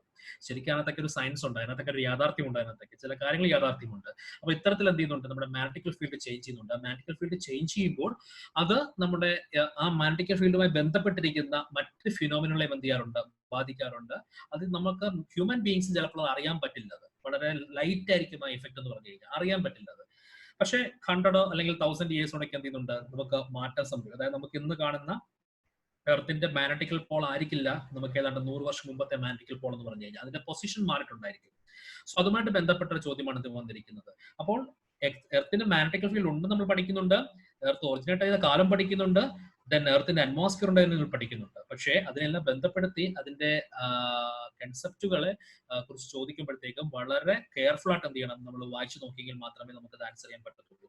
അപ്പോൾ ഇതും ഈ പറയുന്ന പോലെ ഫിസിക്കൽ ജോഗ്രഫി ബന്ധപ്പെട്ട ഒരു ക്വസ്റ്റ്യൻ ആണ്. അതിനകത്ത് കറണ്ട് അഫയേഴ്സ് മിക്സ് ചെയ്തിരിക്കുന്നത് magnetic field has reversed very few 100,000 years എന്നുള്ളതാണ്. നെക്സ്റ്റ് ക്വസ്റ്റ്യനിലേക്ക് പോയി കഴിഞ്ഞാൽ നമ്മൾ 2019 ചോദിച്ച ക്വസ്റ്റ്യൻ, ലാസ്റ്റ് ഇയർ ചോദിച്ച ക്വസ്റ്റ്യൻ ആണ്. ഇതും ഒരു ഫാക്ച്വൽ ബേസ്ഡ് ആണ് ക്വസ്റ്റ്യൻ ആണ്. പക്ഷേ നമ്മുടെ ഫാക്റ്റിനെ അതിനകത്ത് അവർ എന്ത് ചെയ്തേക്കുന്നു, ഒരു റിയൽ എൻവയോൺമെന്റിലേക്ക് അപ്ലൈ ചെയ്തിരിക്കുന്നതാണ് ചോദിച്ചിരിക്കുന്നത്. അപ്പൊ നമ്മൾ ക്ലൈമറ്റോളജി പഠിക്കുമ്പോൾ നമ്മുടെ എർത്തിലെ ഡിഫറെന്റ് അറ്റ്മോസ്ഫിയറിക് സോൺസിനെ കുറിച്ച് എന്ത് ചെയ്യാറുണ്ട്, പഠിക്കാറുണ്ട്. നമ്മൾ ചിലപ്പോൾ നിങ്ങൾ കേട്ടിട്ടുണ്ടായിരിക്കാം equator region, tropical region, temperate region, ഇങ്ങനെയുള്ള ഡിഫറെന്റ് ക്ലൈമാറ്റിക് റീജിയനെ കുറിച്ച് സ്കൂൾ ടെക്സ്റ്റ് ബുക്കിലോ അല്ലെങ്കിൽ എവിടെയെങ്കിലും ഒക്കെ റെഫർ ചെയ്യുമ്പോഴോ കേൾക്കാറുണ്ട്. ചിലപ്പോൾ കേട്ടിട്ടുണ്ടായിരിക്കാം India is a tropical country, India ഒരു ട്രോപ്പിക്കൽ കൺട്രി ആണെന്നൊക്കെ നിങ്ങൾ എവിടെയെങ്കിലും കേട്ടിട്ടുണ്ടായിരിക്കാം. അപ്പോൾ അങ്ങനെ നമ്മുടെ ക്ലൈമറ്റിനെ അല്ലെങ്കിൽ നമ്മുടെ ഗ്ലോബിലുള്ള ക്ലൈമറ്റിനെ റെപ്രസെന്റ് ചെയ്യാൻ വേണ്ടിയിട്ട്, ക്ലൈമറ്റൽ റീജിയൻസിനെ റെപ്രസെന്റ് ചെയ്യാൻ വേണ്ടിയിട്ട് നമ്മൾ സിമ്പിളായിട്ട് യൂസ് ചെയ്യുന്ന അനോട്ടേഷൻസ് ആണ് ഈ പറയുന്ന equatorial, tropical, temperate, based on latitudes. ലാറ്റിറ്റ്യൂഡുകൾ എന്ന് പറയുന്ന ലൈനുകളെ ബേസ് ചെയ്ത് നമ്മൾ പറയുന്ന പ്രത്യേകതയുള്ള ക്ലൈമറ്റിന്റെ പ്രത്യേകതകളാണത്. നമ്മളത് ക്ലാസ്സിൽ പഠിക്കുന്നതാണ്. എന്താണ് ട്രോപ്പിക്കൽ ക്ലൈമറ്റ് എന്ന് പഠിക്കുന്നു, എന്താണ് ടെമ്പറേറ്റ്, അത് ഏത് ലാറ്റിറ്റ്യൂഡ് മുതൽ ഏത് ലാറ്റിറ്റ്യൂഡ് വരെയാണ് ടെമ്പറേറ്റ് ക്ലൈമറ്റ് ഉള്ളത് എന്ന് പഠിക്കുന്നുണ്ട്. പക്ഷെ ഇവിടെ ചോദിച്ചിരിക്കുന്ന ചോദ്യം, അത്തരത്തിലൊരു ടെമ്പറേറ്റ് ക്ലൈമറ്റിൽ കാണപ്പെടുന്ന നാഷണൽ പാർക്ക് ഏതാണ് ചോദിച്ചിരിക്കുന്നത്. സപ്പോസ് നമ്മൾ എക്സാമിന് നമ്മൾ നാഷണൽ പാർക്ക് പഠിച്ചു എന്ന് ചോദിച്ചാൽ യെസ് നമ്മൾ പഠിച്ചു. നാഷണൽ പാർക്ക് എവിടെയാണെന്നൊക്കെ പഠിച്ചിട്ടുണ്ട്. നാഷണൽ പാർക്കിന്റെ പേരെന്താണ്, അത് നാഷണൽ പാർക്ക് എവിടെയാണ്, ഏത് സംസ്ഥാനത്താണ്. നാഷണൽ പാർക്ക് എന്ന് പറയുമ്പോഴത്തേക്കും ഒരു പർട്ടിക്കുലർ അനിമലിനെ പ്രൊട്ടക്ട് ചെയ്യാൻ വേണ്ടി നമ്മൾ നിർമ്മിക്കുന്നതാണ് നാഷണൽ പാർക്ക്, അല്ലെങ്കിൽ നമ്മൾ ഡെസിഗ്നേറ്റ് ചെയ്യുന്നതാണ് നാഷണൽ പാർക്ക് എന്ന് പറഞ്ഞു കഴിഞ്ഞാൽ. അവിടെയുള്ള അനിമലെ നമ്മൾ പഠിക്കുന്നുണ്ട്. പക്ഷേ ആ പാർക്ക്, പർട്ടിക്കുലർ പാർക്ക് ഏത് ക്ലൈമറ്റിലാണെന്ന് നമ്മൾ ചിലപ്പോൾ എന്ത് ചെയ്യാറില്ല, പഠിക്കാറുണ്ടാവില്ല അല്ലെങ്കിൽ ശ്രദ്ധിക്കാറുണ്ടാവില്ല. അതാണ് ഇവിടെ ഒരു ചോദ്യമായിട്ട് വന്നിരിക്കുന്നത്. അതാണ് ഞാൻ നേരത്തെ പറഞ്ഞ ഒരു കാൻഡിഡേറ്റിന്റെ അന്വേഷണത്വരെയാണ് അതെന്താണ് എവിടെയാണെന്ന് കണ്ടെത്തുക എന്നുള്ളത്. ക്ലാസ്സിലുണ്ട് പറയാറുണ്ടെങ്കിൽ പോലും പലരും ചിലപ്പോൾ നോട്ട് ചെയ്യാറില്ല. പക്ഷെ ഇതാണ് ആ ഒരു ചെറിയ പോയിന്റ് നീങ്ങുന്ന ക്വസ്റ്റ്യൻ ആയിട്ട് വരുന്നു. അപ്പൊ നമ്മൾ നോക്കുമ്പോഴത്തേക്കും നമ്മുടെ ടെമ്പറേറ്റ് റീജിയൻ എന്ന് പറഞ്ഞു കഴിഞ്ഞാൽ, ഇന്ത്യയെ സംബന്ധിച്ച ടെമ്പറേറ്റ് റീജിയൻ എന്ന് പറഞ്ഞു കഴിഞ്ഞാൽ ഹിമാലയ റീജിയൻസ് ആണ്, നോർത്ത് ഹിമാലയൻ റീജിയൻസ് ആണ്. ആ ഹിമാലയൻ റീജിയൻ ബന്ധപ്പെട്ട് നോക്കുമ്പോഴത്തേക്കും നമുക്ക് ഏറ്റവും അടുത്ത ഹിമാലയമായിട്ട് ബന്ധപ്പെട്ടുള്ളത് വാലി ഓഫ് ഫ്ലവേഴ്സ് നാഷണൽ പാർക്കാണ്. Valley of flowers national park എന്നുള്ള ആ ഒരു നാഷണൽ പാർക്കാണ് നമുക്ക് എന്ത് ചെയ്യുന്നത്, നമുക്ക് കാണാം. ഉത്തരാഖണ്ഡിലെ നാഷണൽ പാർക്കാണ് നമുക്ക് എന്ത് ചെയ്യുന്നത്, കാണാൻ പറ്റുന്നത്. സോ അത്തരത്തില് നമുക്ക് ഒരു നാഷണൽ പാർക്ക് പഠിക്കുമ്പോൾ അത് എവിടെയാണ്, എന്താണ് എന്നുള്ളതിനേക്കാൾ അപ്പുറം അതിന് മറ്റു ചില പ്രത്യേകതകൾ കൂടെ ഉണ്ട് എന്ന് മനസ്സിലെത്തി വേണം. അപ്പോൾ ഒരു നാഷണൽ പാർക്ക് നമ്മൾ പഠിക്കുമ്പോൾ നാഷണൽ പാർക്കിനെ ഗൂഗിൾ ചെയ്യുക, അതുമായി ബന്ധപ്പെട്ടുള്ള എല്ലാ പോയിന്റുകളും എന്ത് ചെയ്യുക, നിങ്ങളൊന്ന് നോക്കുക. ഇടയ്ക്ക് ഇതിനു മുമ്പ് 2017 മുമ്പ് ഇടയ്ക്ക് ഒന്ന് ചോദിച്ച ട്രെൻഡായിരുന്നു, ഈ നാഷണൽ പാർക്കിലൂടെ പാസ് ചെയ്ത് പോകുന്ന റിവർ ഏതാണെന്ന് ചോദിച്ചു. നാഷണൽ പാർക്കിലൂടെ കടന്നു പോകുന്ന റിവർ, ആ റിവർ തന്നിരിക്കുന്ന റിവറുകളിൽ ഏത് റിവറാണ് ഈ പർട്ടിക്കുലർ നാഷണൽ പാർക്കിലൂടെ എന്ത് ചെയ്തിരിക്കുന്നത്, പാസ് ചെയ്ത് പോകുന്നത് എന്ന കാര്യം എന്താണ് അവിടെ ഏറ്റവും പ്രധാനപ്പെട്ടതായത് ആ ചോദ്യമായിരുന്നു. നെക്സ്റ്റ് ഒരു ക്വസ്റ്റ്യനിലേക്ക് നമുക്ക് പോകാം. ഇത് കറക്റ്റ്, ഇതൊരു ഫാക്ച്വൽ ആണ്. നമ്മൾ ജോഗ്രഫിയിൽ, ഫിസിക്കൽ ജോഗ്രഫിയിൽ നമ്മൾ പഠിക്കുന്ന ക്ലൈമറ്റുമായി ബേസ് ചെയ്ത് പഠിക്കുന്ന നേരത്തെ കണ്ട ക്ലൈമറ്റ് ക്വസ്റ്റ്യൻ ആയിരുന്നു. ഇത് നമ്മുടെ ക്ലൈമറ്റ് ക്വസ്റ്റ്യൻ ആണ്. വളരെ ഡയറക്റ്റ് ആയിട്ട് 2019 എനിക്കൊന്ന് 2019 പ്രിലിമിനറിയിൽ ചോദിച്ച 100 ചോദ്യങ്ങളിൽ ഏറ്റവും ലളിതമായ ചോദ്യം ഇതായിരുന്നു. ഏറ്റവും ലളിതമായ ചോദ്യം ഇതായിരുന്നു. എനിക്ക് തോന്നുന്നു ഒട്ടുമിക്ക കുട്ടികളും ഇത് തെറ്റിയിട്ടുണ്ടാകില്ല. എല്ലാവർക്കും ചിലപ്പോൾ ഒരു 2 മാർക്ക് കിട്ടാൻ സഹായിച്ച ക്വസ്റ്റ്യൻ ഇതായിരിക്കാം. അത്ര സിമ്പിൾ ആയിരുന്നു ഈ ക്വസ്റ്റ്യൻ. ഇത് നമ്മൾ ജോഗ്രഫി പഠിക്കുമ്പോൾ, ക്ലൈമറ്റോളജി പഠിക്കുമ്പോൾ അതിന്റെ ഏറ്റവും അടിസ്ഥാനമായിട്ട് നമ്മൾ എന്ത് ചെയ്യുന്നു, പഠിക്കുന്ന ഒന്നാണിത്. On 21st June the sun, എവിടെയാണ് സണ്ണിന്റെ പൊസിഷൻ എന്നാണ് ചോദിച്ചിരിക്കുന്നത്. സൺ എവിടെയാണെന്നുള്ളത് നമ്മൾ ക്ലൈമറ്റോളജി പഠിക്കുമ്പോൾ, നമ്മൾ എർത്തിന്റെ പൊസിഷൻ അല്ലെങ്കിൽ എർത്തിന്റെ റൊട്ടേഷൻ റെവല്യൂഷൻ പഠിക്കുമ്പോൾ നമ്മൾ സോളിഡ് സ്റ്റേറ്റ്സും ഇക്വിനോക്സും ഒക്കെ പഠിക്കും. നമ്മൾ ആ സോളിഡ് സ്റ്റേറ്റ്സും ഇക്വിനോക്സും ഒക്കെ പഠിക്കുമ്പോൾ പ്രത്യേകം ഒരു വർഷത്തിലെ പ്രത്യേക മാസങ്ങളിൽ പ്രത്യേക ദിവസം നമ്മുടെ സണ്ണിന്റെ പൊസിഷൻ അല്ലെങ്കിൽ സണ്ണിനെ ബേസ് ചെയ്ത് നമ്മുടെ എർത്തിന്റെ പൊസിഷൻ ചേഞ്ച് ചെയ്യുന്നുണ്ട്. ആ ചേഞ്ച് ചെയ്ത പൊസിഷൻ വരുന്നതിൽ ഒരു ദിവസമാണ് 21st June എന്ന് പറയുന്നത്. ആ പ്രത്യേകത എന്തായിരുന്നു, ആ ദിവസത്തെ പ്രത്യേകത എന്തായിരിക്കും എന്ന് ചോദിച്ചിരിക്കുന്നത്. വളരെ സിമ്പിൾ ആണ്. നമുക്ക് അത് ആൻസർ നിങ്ങൾ പഠിച്ചു കഴിയുമ്പോഴത്തേക്കും, നിങ്ങളൊക്കെ ഒന്ന് പഠിച്ചു കഴിയുമ്പോഴത്തേക്കും വീട് ഒന്നുകൂടെ നോക്കിക്കഴിഞ്ഞാൽ നിങ്ങൾക്ക് വളരെ ഈസി ആയിട്ട് കിട്ടും. ഈ നമ്മുടെ ആർട്ടിക് സർക്കിളിലൊക്കെ ഈ സമയത്ത് സൂര്യൻ അസ്തമയം ഉണ്ടാകില്ല. സൂര്യൻ സെറ്റ് അല്ലെ ഹൊറൈസണില് സൂര്യൻ സെറ്റ് ആകാറില്ല. കാര്യം നമ്മുടെ 24 hours 6 months അവിടെ നമുക്ക് സൺലൈറ്റ് എന്താണ് അവൈലബിൾ ആയിരിക്കും ആർട്ടിക് സർക്കിളിൽ. അതേപോലെ തൊട്ട് ഓപ്പോസിറ്റ് കാണുന്ന അന്റാർട്ടിക് സർക്കിളില് 6 മാസവും 24 മണിക്കൂറും ഇരുട്ടായിരിക്കും. അപ്പോൾ അങ്ങനെ ഒരു പ്രത്യേകതകൾ നമ്മുടെ എർത്തിൽ സംഭവിക്കുന്നുണ്ട്. അതിനെ കുറിച്ച് ഏറ്റവും ബേസിക് ആയ സംഭവമാണ് ചോദിച്ചിരിക്കുന്നത്. ഇത് കൺഫ്യൂഷൻ ഒന്നുമില്ല. കാര്യം നമ്മൾ സോളിഡ് സ്റ്റേറ്റ്സ് പഠിക്കുമ്പോൾ അതിനോടൊപ്പം തന്നെയാണ് ഇത് പഠിക്കുന്നത്. അപ്പോൾ അതിനകത്ത് കൺഫ്യൂഷൻ വരേണ്ട ആവശ്യം നമുക്ക് ഉണ്ടാവില്ല അതിനകത്ത്. ഓക്കെ, നെക്സ്റ്റ് ക്വസ്റ്റ്യനിലേക്ക് നമുക്ക് പോവുകയാണ്. നെക്സ്റ്റ് ഒരു ക്വസ്റ്റ്യൻ ആണ്. ദെൻ ഇതും ക്ലൈമറ്റുമായി ബന്ധപ്പെട്ട ക്വസ്റ്റ്യൻ ആണ്. നോക്കുക, ക്ലൈമറ്റുമായി ബന്ധപ്പെട്ട എത്ര ക്വസ്റ്റ്യൻ ഒന്ന് നോക്കി. ക്ലൈമറ്റോളജി അല്ലെങ്കിൽ നമ്മുടെ ക്ലൈമറ്റുമായി ബന്ധപ്പെട്ട എത്ര ക്വസ്റ്റ്യൻ. ബിക്കോസ് ക്ലൈമറ്റ് എന്ന് പറയുന്നത് ഏറ്റവും പ്രധാനപ്പെട്ട ഒന്നായി മാറിക്കൊണ്ടിരിക്കുകയാണ് നമുക്ക്. അപ്പോൾ ക്ലൈമറ്റ് ബന്ധപ്പെട്ട് ധാരാളം ക്വസ്റ്റ്യൻസ് എന്ത് ചെയ്യുന്നുണ്ട്, വന്നുകൊണ്ടിരിക്കുകയാണ്. അപ്പൊ നോക്കാം, എടുത്ത് ക്ലൈമറ്റ് ചോദിച്ചിരിക്കുന്നത് 2019 തന്നെ വളരെ സിമ്പിൾ ചോദിച്ച ചോദ്യമാണ്. In the context of which of the following do some scientist suggest the use of cirrus cloud thinning technique and the injection of sulfate aerosol into stratosphere. അതായത് 2019 വന്നൊരു കറണ്ട് അഫേഴ്സ് ആണിത്. അതായത് current affairs നമ്മൾ global warming കുറയ്ക്കുവാൻ വേണ്ടിയിട്ട് ഹിന്ദുവിൽ ഉണ്ടായിരുന്നു, Indian എക്സ്പ്രസിൽ news ഉണ്ടായിരുന്നു.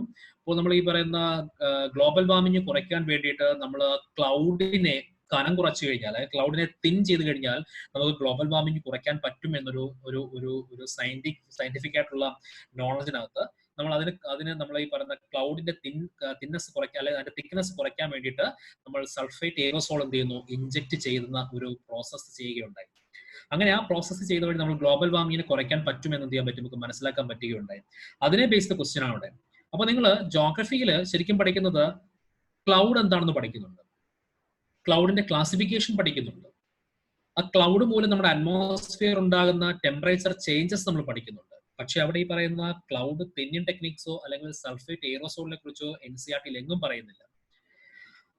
ഈ ഒരു പോയിന്റ് നമ്മൾ എക്സ്ട്രാ നമ്മൾ എന്ത് ചെയ്യുന്നു, റെഫർ ചെയ്യുമ്പോൾ അല്ലെങ്കിൽ നമ്മൾ പഠിച്ച പോയിന്റിനെ കറണ്ട് അഫേഴ്സുമായി ബന്ധപ്പെടുത്തുമ്പോഴാണ് എന്ത് ചെയ്യുന്നത്, നമുക്ക് ഈ ആൻസറിലേക്ക് പോകുന്നത്. അപ്പോൾ തന്നിരിക്കുന്നതിന്റെ correct answer reducing the global warming ആണ് കറക്റ്റ് ആൻസർ.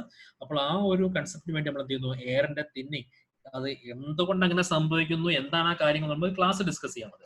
അപ്പോൾ ആ ഒരു പ്രോസസ്സിന് വേണ്ടി നമ്മൾ എന്ത് ചെയ്യുന്നത്, ഇത് യൂസ് ചെയ്യുന്നത്. അപ്പോൾ നോക്കുക, ഒരു ഡയറക്റ്റ് ക്വസ്റ്റ്യനല്ല നമുക്ക് വരുന്നത്, പകരം അതിനെ ബേസ് ചെയ്ത് കറണ്ട് അഫേഴ്സ് ആയിട്ടുള്ള കാര്യങ്ങളാണ് വരുന്നത്.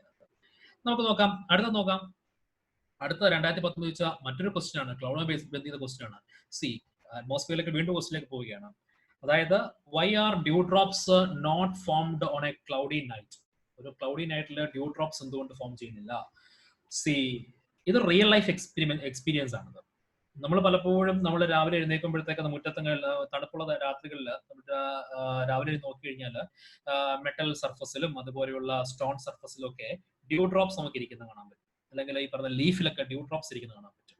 പക്ഷെ അതൊരു ക്ലൗഡി നൈറ്റിൽ എന്ത് ചെയ്യുന്നില്ല, ഫോം ചെയ്യുന്നില്ല. എന്തുകൊണ്ട് ഫോം ചെയ്യുന്നില്ല? ഇവിടെയും നമ്മുടെ ബേസിക് കൺസെപ്റ്റുകളാണ് ഈ പറയുന്ന മോയിസ്ചർ, ഹ്യൂമിഡിറ്റി, ഡ്യൂ, സ്മോഗ്, അതുപോലെ തന്നെ ഫോഗ്, ഇങ്ങനെയുള്ള എല്ലാ കാര്യങ്ങളും എന്ത് ചെയ്യുന്നുണ്ട്, നമ്മൾ ഫിസിക്കൽ ജോഗ്രഫിയിൽ ക്ലൈമറ്റുമായി ബേസ് ചെയ്യുന്നുണ്ട്, നമ്മൾ പറയുന്നുണ്ട്. ക്ലൈമറ്റുമായി ബേസ് നമ്മൾ പറയുന്നുണ്ട്. പക്ഷേ അവിടെ ആ ഭാഗത്ത് തന്നെ എന്ത് ചെയ്യുന്നുണ്ട്, ഇതിനെക്കുറിച്ച് പരാമർശിക്കുകയും ചെയ്യുന്നുണ്ട്. നമുക്ക് ഈ പറയുന്ന ഒരു ദിവസത്തെ ഡേ ടെമ്പറേച്ചർ കൂടിക്കഴിഞ്ഞാൽ ഇത്തരം ഫിനോമിന ഉണ്ടാകില്ല എന്ന് പറയുകയും ചെയ്യുന്നുണ്ട്. അപ്പൊ അതുമായി ബന്ധപ്പെട്ടുള്ള ഒരു ഡയറക്റ്റ് ക്വസ്റ്റ്യൻ ആണ് ഇത് ചോദിച്ചിരിക്കുന്നത്. അപ്പോൾ cloud reflect backs the earth radiation. അപ്പോൾ ആ എർത്ത് റേഡിയേഷൻ നമ്മുടെ ഭൂമിയിൽ നിന്ന് അറ്റ്മോസ്ഫിയറിലേക്ക് പോകുന്ന റേഡിയേഷനെ ക്ലൗഡുകൾ അറ്റ്മോസ്ഫിയറിലേക്ക് കടത്തിവിടാതെ തിരിച്ച് ഭൂമിയിലേക്ക് തന്നെ എന്ത് ചെയ്യും, അതിനെ റിഫ്ലക്ട് ചെയ്യും. റിഫ്ലക്ട് ചെയ്യുമ്പോൾ നമ്മുടെ അറ്റ്മോസ്ഫിയറിലെ ടെമ്പറേച്ചർ എന്ത് ചെയ്യുന്നു, കൂടിയിട്ട് ആ രാത്രി എന്തായിരിക്കും, ചൂട് കൂടുതലായിരിക്കും. ആ സമയം ഡ്യൂ ഡ്രോപ്സ് എന്ത് ചെയ്യത്തില്ല, ഫോം ചെയ്യത്തില്ല. അപ്പോൾ ഡ്യൂ ഡ്രോപ്പ് ഫോം ചെയ്യണമെങ്കിൽ സ്കൈ ക്ലിയർ ആയിരിക്കണം. അപ്പോൾ സ്കൈ ക്ലിയർ ആയിരിക്കുമ്പോഴാണ് എന്ത് ചെയ്യുന്നത്, ഡ്യൂ ഡ്രോപ്സ് എന്ത് ചെയ്യുന്നത്, ഫോം ചെയ്യുന്നത്. ഓക്കെ, നിങ്ങൾ ചിലപ്പോൾ കേട്ടിട്ടുണ്ടായിരിക്കും, നിങ്ങൾ ചിലപ്പോൾ ഇൻട്രസ്റ്റിംഗ് ആയിട്ട് വായിച്ചിട്ടുണ്ടായിരിക്കും. നമ്മുടെ ഡെസേർട്ട് റീജിയനിലെ ഡെസേർട്ടിൽ ഡ്രൈനസ് ആണ്, ഭയങ്കരമായ ഡ്രൈനസ് ആണ്. പക്ഷെ അവിടെയുള്ള ആനിമൽസും പ്ലാന്റ് ഉണ്ട്, ലെസ് നമ്പർ ഓഫ് പ്ലാന്റ് ഉണ്ട്, ആനിമൽസും ഉണ്ട്. അവർക്ക് എവിടെ നിന്നാണ് കുടിക്കാൻ വെള്ളം കിട്ടുന്നത്, അല്ലെങ്കിൽ അവർക്ക് എവിടെ നിന്നാണ് മോയ്സ്ചർ ലഭിക്കുന്നത്, വാട്ടർ കണ്ടന്റ് എവിടെ നിന്നാണ് വരുന്നത്? ശരിക്കും അവർക്ക് വാട്ടർ കണ്ടന്റ് കിട്ടുന്നത് ഈ പറയുന്ന ഡ്യൂ ഡ്രോപ്സിൽ നിന്നാണ്. കാര്യം നൈറ്റ് ടൈം ആകുമ്പോഴത്തേക്കും ഡെസേർട്ടിന്റെ സ്കൈ അല്ലെങ്കിൽ ഡെസേർട്ടിന്റെ സ്കൈ കംപ്ലീറ്റ് ക്ലൗഡ് ഫ്രീ ആയിരിക്കും. ക്ലൗഡ് ഫ്രീ ആകുമ്പോഴത്തേക്കും ടെമ്പറേച്ചർ നല്ലതുപോലെ ഡ്രോപ്പ് ചെയ്യും.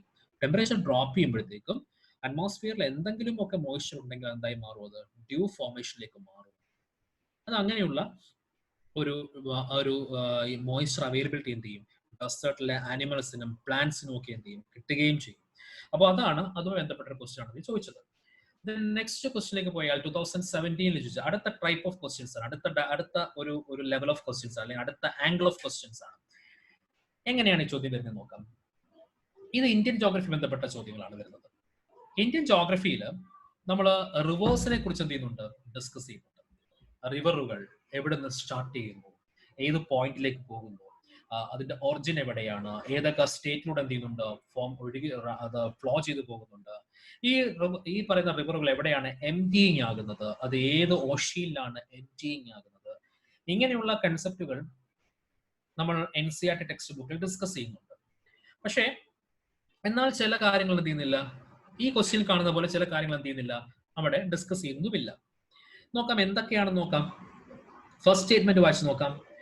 The source of river Teesta is same as that of Brahmaputra, but it flows through Sikkim എന്ന് പറയുന്ന ചോദ്യമാണ്. അപ്പോൾ ഇത് കറക്റ്റ് ആണോ എന്ന് ചോദിച്ചിരിക്കുന്നത്. അപ്പൊ ടീസ്റ്റ എന്ന് പറയുന്നത് ബ്രഹ്മപുത്ര അതേ ഉത്ഭവസ്ഥാനത്താണോ? അല്ല. അത് NCERT എന്ത് ചെയ്യുന്നുണ്ട്, പറയുന്നുണ്ട്. രണ്ടിടത്താണ് ഒറിജിൻ ചെയ്യുന്നത്. അതേപോലെ നോക്കാം, river രംഗീത് originate in Sikkim and it is a tributary of river Teesta. ശ്രദ്ധിക്കേണ്ട കാര്യം, ടീസ്റ്റയുടെ ട്രിബ്യൂട്ടറികളിൽ റിവർ രംഗീത് ഉണ്ട് എന്ന് NCERT എവിടെയും പറയുന്നില്ല. എന്ന് വെച്ചുകൊണ്ട് ഇല്ലെന്നാണോ? ഉണ്ട്. ടീസ്റ്റയുടെ ട്രിബ്യൂട്ടറിയാണ് രംഗീത്. അത് നമ്മൾ ഫർദർ സ്റ്റഡി നടത്തുമ്പോഴത്തേക്ക്, അത് ക്ലാസ് റൂം സ്റ്റഡിയിലാണ് എന്ത് ചെയ്യുന്നത്, അത് വരുന്നത്. അടുത്ത മൂന്നാമത്തെ നോക്കാം, river Teesta flows in to bay of Bengal on the border of India and Bangladesh. അത് അറ്റ്ലസ് ബേസ്ഡ് ആണ്. നമുക്ക് ടീസ്റ്റ റിവർ എന്ന് പറയുന്ന റിവർ എടുക്കണം. ഇന്ത്യയിലെ ഫാസ്റ്റ് ഫ്ലോയിങ് റിവർ ആണ് ടീസ്റ്റ. സിക്കിം എന്ന് പറയുന്ന ഒരു സംസ്ഥാനത്തോട് ഒഴുകി നമ്മുടെ ബംഗ്ലാദേശിലേക്ക് പോകുന്ന റിവറാണ് ടീസ്റ്റ റിവർ. ആ ടീസ്റ്റ റിവർ എവിടെങ്കിലും വെച്ച് ഇന്ത്യയുടെയും ബംഗ്ലാദേശിന്റെയും ബൗണ്ടറി ആയിട്ട് ഒഴുകുന്നുണ്ടോ എന്ന് അറ്റ്ലസ് നോക്കിയാൽ നമുക്ക് മനസ്സിലാകും. ഒരിടത്തും ഒഴുകുന്നില്ല. ടീസ്റ്റ റിവർ ഇന്ത്യ ബംഗ്ലാദേശ് ബോർഡറായി എവിടെയും ഒഴുകുന്നില്ല. അപ്പോൾ മൂന്നാമത്തെ സ്റ്റേറ്റ്മെന്റ് തെറ്റാണ്. 1 ഉം 3 ഉം എന്താണ്, തെറ്റാണ്. കറക്റ്റ് ആൻസർ 2 ആണ്, റിവർ രംഗീത്. അപ്പോൾ നോക്കാം, റിവർ രംഗീത് അത്ര പോപ്പുലർ അല്ല. ടീസ്റ്റി മാത്രം പോപ്പുലർ, റിവർ രംഗീത് പോപ്പുലർ അല്ല. പക്ഷേ ക്വസ്റ്റ്യൻ മേക്കർ അത്രയും ഡീപ്പിലേക്ക് ഇറങ്ങിയാണ് പോയിരിക്കുന്നത്. ദാറ്റ് മീൻസ് നമ്മുടെ സ്റ്റഡിയും എന്ത് ചെയ്യണം, അത്രയും ഡീപ്പിലേക്കായിരിക്കണം പോകേണ്ടത്. അപ്പോൾ ആ ഒരു പെരിഫറൽ ഏരിയയിൽ നിന്നും നിങ്ങൾ എന്ത് ചെയ്യണം, കുറച്ചുകൂടെ എന്ത് ചെയ്യണം, ഡീപ്പിലേക്ക് ഇറങ്ങണം എന്നുള്ളതാണ് ഈ ക്വസ്റ്റ്യൻ എന്ത് ചെയ്യുന്നത്, നമുക്ക് ഇൻഡിക്കേറ്റ് ചെയ്യുന്നത്. അതേപോലെ തന്നെ ബേസ് ചെയ്ത മറ്റൊരു ക്വസ്റ്റ്യൻ ആണ്, which one of the following is an artificial lake? Atlas based ആണ്. അപ്പോൾ നമ്മൾ നേരത്തെ കണ്ട ക്വസ്റ്റ്യൻ എന്ത് തന്നെയാണ്, അറ്റ്ലർ ബേസ്ഡ് ആണ്. അപ്പോൾ സബ്സിക്വന്റ് അറ്റ്ലസ് നോളജ് നമുക്ക് വേണം. Direct question from Indian river ആണ്, ബട്ട് സബ്സിക്വന്റ് അറ്റ്ലസ് നോളജ് നമുക്ക് എന്ത് ചെയ്യണം, ഉണ്ടായിരിക്കണം. നെക്സ്റ്റ് ക്വസ്റ്റ്യൻ നോക്കാം. Which of the following is an artificial lake? 4 ലേക്ക് തന്നിട്ടുണ്ട്. ഈ 4 ലേക്ക് നമുക്ക് പരിചയമുള്ളതാണ്. കൊടൈക്കനാൽ തമിഴ്നാട്, കൊല്ലൂരു ആന്ധ്രാപ്രദേശ്, നൈനിറ്റാൾ ഉത്തരാഖണ്ഡ്, രേണുക ഹിമാചൽ പ്രദേശ്. കൊടൈക്കനാലിൽ പോയിട്ടുള്ള എല്ലാവരും കാണുന്ന ലേക്ക് ഉണ്ട്, അവിടെ ബോട്ടിംഗ് നടത്തുന്ന ലേക്ക് ഉണ്ട്. അത് ആർട്ടിഫിഷ്യൽ ആണോ അതല്ല അതൊരു നാച്ചുറലി ഫോംഡ് ആണോ എന്ന് നമ്മൾ അന്വേഷിച്ചിട്ടുണ്ടോ, അല്ലെങ്കിൽ നമ്മൾ സെർച്ച് ചെയ്തിട്ടുണ്ടാവോ? അല്ലെ, ചിലരൊക്കെ ചോദിച്ചിട്ടുണ്ടാവും അല്ലെ, അതിന്റെ ഹിസ്റ്ററി ചോദിച്ചിട്ടുണ്ടാവും. ആരാണ് ബ്രിട്ടീഷുകാരാണ് ആ ലേക്ക് ഉണ്ടാക്കിയെടുത്തത്? അവരുടെ ബോട്ടിങ്ങിന് വേണ്ടിയിട്ട്, അവർക്ക് അവരുടെ ലെഷർ പർപ്പസിന് വേണ്ടിയിട്ട് അവർ ഉണ്ടാക്കിയെടുത്ത ലേക്കാണ് കൊടൈക്കനാൽ കാണുന്ന ലേക്ക് എന്ന് പറഞ്ഞിട്ടുള്ളത്. എമംഗ് ദ ലിസ്റ്റ് കൊടൈക്കനാൽ മാത്രമാണ് ആർട്ടിഫിഷ്യൽ ലേക്ക്, ബാക്കിയെല്ലാം നാച്ചുറൽ ലേക്കുകളാണ്. എന്താണ് പ്രത്യേകം എന്ന് വെച്ച് കഴിഞ്ഞാൽ, നമ്മൾ ഈ പറഞ്ഞ ലേക്കുകളെല്ലാം തന്നെ പഠിക്കുന്നുണ്ട്. NCERT-യിൽ കൊടൈക്കനാൽ ലേക്ക് ഒഴിച്ച് ബാക്കിയെല്ലാം നമ്മൾ എന്ത് ചെയ്യുന്നുണ്ട്, ഡിസ്കസ് ചെയ്യുന്നുണ്ട്. പക്ഷെ ലേക്സ് എന്ന് പറയുന്ന ഭാഗത്ത് ഇന്ത്യയിലെ പ്രധാനപ്പെട്ട ലേക്കുകൾ ഏതൊക്കെയാണ്, ചെറുതും വലുതുമായ ലേക്കുകൾ ഏതൊക്കെയാണ്? ഈ ലേക്കുകൾ എന്താണ്? ഒരു 25ഓളം ലിസ്റ്റ് ഉണ്ട്. 25 എണ്ണം നമുക്ക് പ്രധാനപ്പെട്ട ലേക്കുകളുണ്ട്. ഇപ്പൊ കൊടൈക്കനാലിൽ ചോദിച്ചല്ലോ, നാളെ ചോദിക്കാം വേറൊരു എന്ത് ചെയ്യാം, വേറൊരു ലേക്ക് എന്ത് ചെയ്യാം ചോദിക്കാം. ഫോർ എക്സാമ്പിൾ, നമുക്കിപ്പോൾ കറണ്ട് അഫയേഴ്സ് ബന്ധപ്പെട്ടിരിക്കുന്ന ഒന്നാണ് ഇപ്പോൾ Indo China issue, current affairs ബന്ധപ്പെട്ടിരിക്കുന്ന ഒന്നാണ്. അവിടെ നമുക്ക് ഒരു ലേക്ക് ഉണ്ട്. അവിടെ നിങ്ങൾ എപ്പോഴൊക്കെ ആ ലേക്ക് വായിച്ച് കേട്ടുണ്ടോ? നിങ്ങൾ ഏത് ലേക്കാണ് നിങ്ങൾ കേട്ടായിരുന്നോ? ലേക്കിന്റെ പേര് ഓർമ്മയുണ്ടോ? ന്യൂസിൽ ഇപ്പൊ റീസെന്റ് ആയിട്ട് വന്നോണ്ടിരിക്കും. പാങ്ങോങ് സോ എന്ന ലേക്കാണത്. പാങ്ങോങ് സോ എന്ന ലേക്ക് ഇന്ത്യക്കും ചൈനയ്ക്കും ഇടയ്ക്ക് ബൗണ്ടറിയിലുള്ള ലേക്കാണ്. ആ ലേക്കിന്റെ പ്രത്യേകത എന്താണ്? പാങ്ങോങ് സോ ലേക്ക് എന്ന് പറഞ്ഞാൽ അത് അന്വേഷിച്ച് നോക്കിയായിരുന്നു, സെർച്ച് ചെയ്ത് നോക്കി എന്താണ് ലേക്കിന്റെ പ്രത്യേകത. ആ ലേക്കുള്ളത് ഫ്രഷ് വാട്ടർ അല്ല, ആ ലേക്കുള്ളത് സലൈൻ വാട്ടർ ആണ്. പാങ്ങോങ് സോ ഉള്ളത് സലൈൻ വാട്ടർ ആണ്, ഉപ്പുരസമുള്ള വെള്ളമാണ്. ഈവൻ അതിഭയങ്കരമായ വിന്ററിൽ പോലും ആ വെള്ളം എന്ത് ചെയ്യാറില്ല, ഫ്രീസ് ചെയ്യാറില്ല. അതേപോലെ മറ്റൊരു ലേക്കും ആ ഭാഗത്തുണ്ട്, സോ മൊറൂറി എന്ന് പറയും, TSOMORI സോ മൊറൂറി എന്ന ലേക്ക് ഉണ്ട് അവിടെ. ആ ലേക്കും ഇമ്പോർട്ടന്റ് ആണ്. അപ്പോൾ ആ ലേക്ക് എന്ത് ചെയ്യാം നോക്കുക.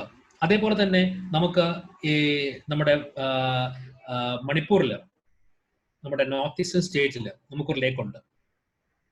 ആ ലേക്കും എന്താണ്, വളരെ പ്രധാനപ്പെട്ട ഒരു ലേക്കാണ്. അപ്പൊ നോക്കാം, ആ ലേക്കും കേട്ടുണ്ടോ നിങ്ങൾ ലേക്കിനെ കുറിച്ച്? നമ്മുടെ നോർത്ത് ഈസ്റ്റേൺ സ്റ്റേറ്റിലെ ഏറ്റവും പ്രധാനപ്പെട്ട ലേക്ക്, ലേക്കിന്റെ പേര് ലോക്തക് ലേക്ക് എന്നാണ്. LOKTAK, ലോക്തക് ലേക്ക്. ലോക്തക് ലേക്കും ഒരു നാച്ചുറൽ ലേക്കാണ്, ഫ്രഷ് വാട്ടർ ലേക്കാണ്. അതേപോലെ തന്നെ അതിന് വേറൊരു പ്രത്യേകത കൂടി ഉണ്ടത്, ഇന്ത്യയിലെ ഒരേ ഒരു ഫ്ലോട്ടിംഗ് നാഷണൽ പാർക്കിന്റെ ലൊക്കേഷൻ കൂടിയാണ്. അതായത് കീബുൾ ലാംജാവോ എന്ന ഫ്ലോട്ടിംഗ് നാഷണൽ പാർക്ക് ലൊക്കേറ്റ് ചെയ്യുന്നതും ഈ പറയുന്ന ലോക്തക് ലേക്കിലാണ്. അപ്പൊ നമുക്ക് നമ്മുടെ ഇന്ത്യയിലുള്ള പ്രധാനപ്പെട്ട ലോക്തക് ലേക്ക്, സാമ്പാർ ലേക്ക് എടുക്കാം. സാമ്പാർ ലേക്ക് എന്താണ്? സാമ്പാർ ലേക്ക് രാജസ്ഥാൻ ലേക്കാണ് സാമ്പാർ ലേക്ക്. സാൾട്ട് വാട്ടർ ലേക്കാണ് സാമ്പാർ ലേക്ക്. ഇൻഡസ്ട്രിയലി സാൾട്ട് പ്രൊഡ്യൂസ് ചെയ്യുന്ന സ്ഥലമാണ് സാമ്പാർ ലേക്ക് എന്ന് പറഞ്ഞാൽ ആ എക്കണോമി ഉള്ള സ്ഥലമാണ് സാമ്പാർ ലേക്ക്. അപ്പോൾ ഇന്ത്യയിലുള്ള പ്രധാനപ്പെട്ട ലേക്കുകൾ ഏതൊക്കെയാണെന്ന് എന്ത് ചെയ്യണം, നമ്മൾ അനലൈസ് ചെയ്യുക. സമയമുണ്ട് നിങ്ങൾക്ക്, ഓരോന്ന് ദിവസം ഓരോന്ന് വെച്ച് കണ്ടുപിടിച്ചാൽ മതി.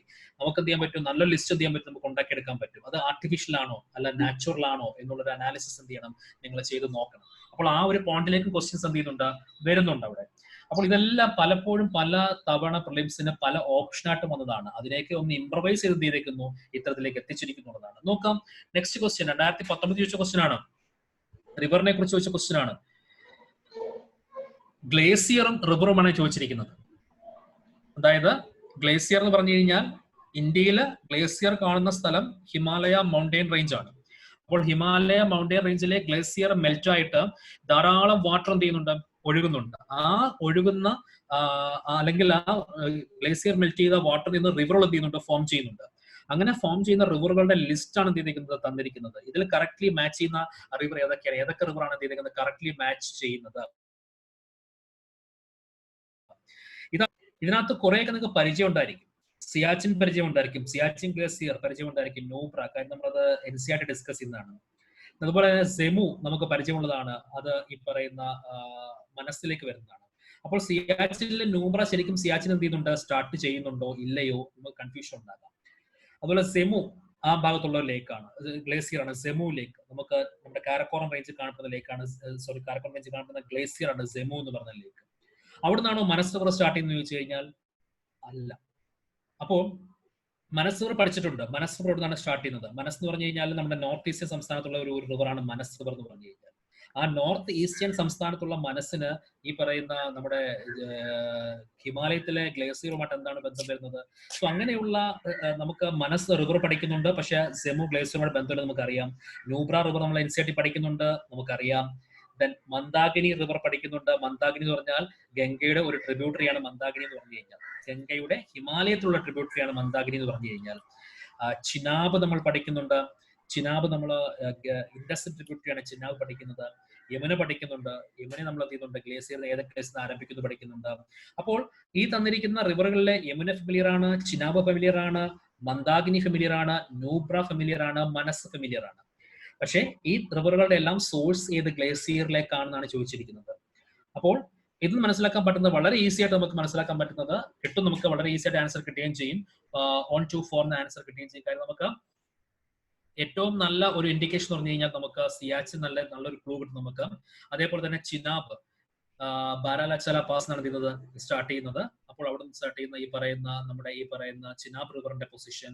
അപ്പോൾ അതെല്ലാം വെച്ച് നോക്കുമ്പോഴത്തേക്ക് നമുക്ക് എന്ത് ചെയ്യാൻ പറ്റും? ആൻസറിലേക്ക് എന്ത് ചെയ്യാൻ പറ്റും? എത്തിച്ചേരാൻ പറ്റും. അപ്പൊ നിങ്ങൾ റിവർ പഠിക്കുമ്പോൾ അതിന്റെ ഒറിജിനൽ ഗ്ലേസിയർ ഏതാണെന്ന് കറക്റ്റ് ആയിട്ട് എന്ത് ചെയ്യണം? എസ്പെഷ്യലി ഹിമാലയ റിവർ മാത്രമേ ഉള്ളേ. ഹിമാലയ റിവറിന് മാത്രമാണ് ആ ഗ്ലേസിയർ ഒറിജിൻ വരുന്നത്. അത് മാത്രം നിങ്ങൾ എന്ത് ചെയ്താൽ മതി? ഒന്ന് ചെക്ക് ചെയ്യണം. ഇനിയും എന്ത് ചെയ്യണം? ഒന്ന് അന്വേഷിച്ച് കണ്ടെത്തണം ഏതൊക്കെയാണ് ഉള്ളതെന്നുള്ളത്. ഓക്കെ, നെക്സ്റ്റ് നോക്കാം. 2019 ചോദിച്ച മറ്റൊരു ക്വസ്റ്റ്യൻ ആണ്.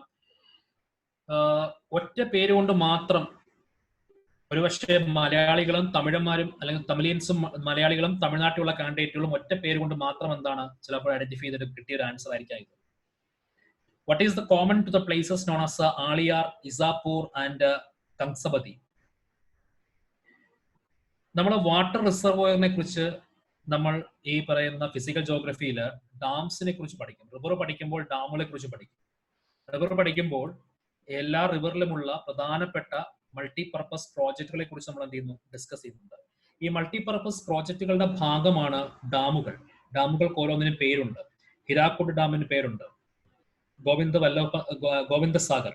അതേപോലെ എന്താണ് മറ്റ് പല ഡാമുകളുടെ റിസർവോയർ എന്ത് ചെയ്യുന്നുണ്ട്? പേരുകളുണ്ട്.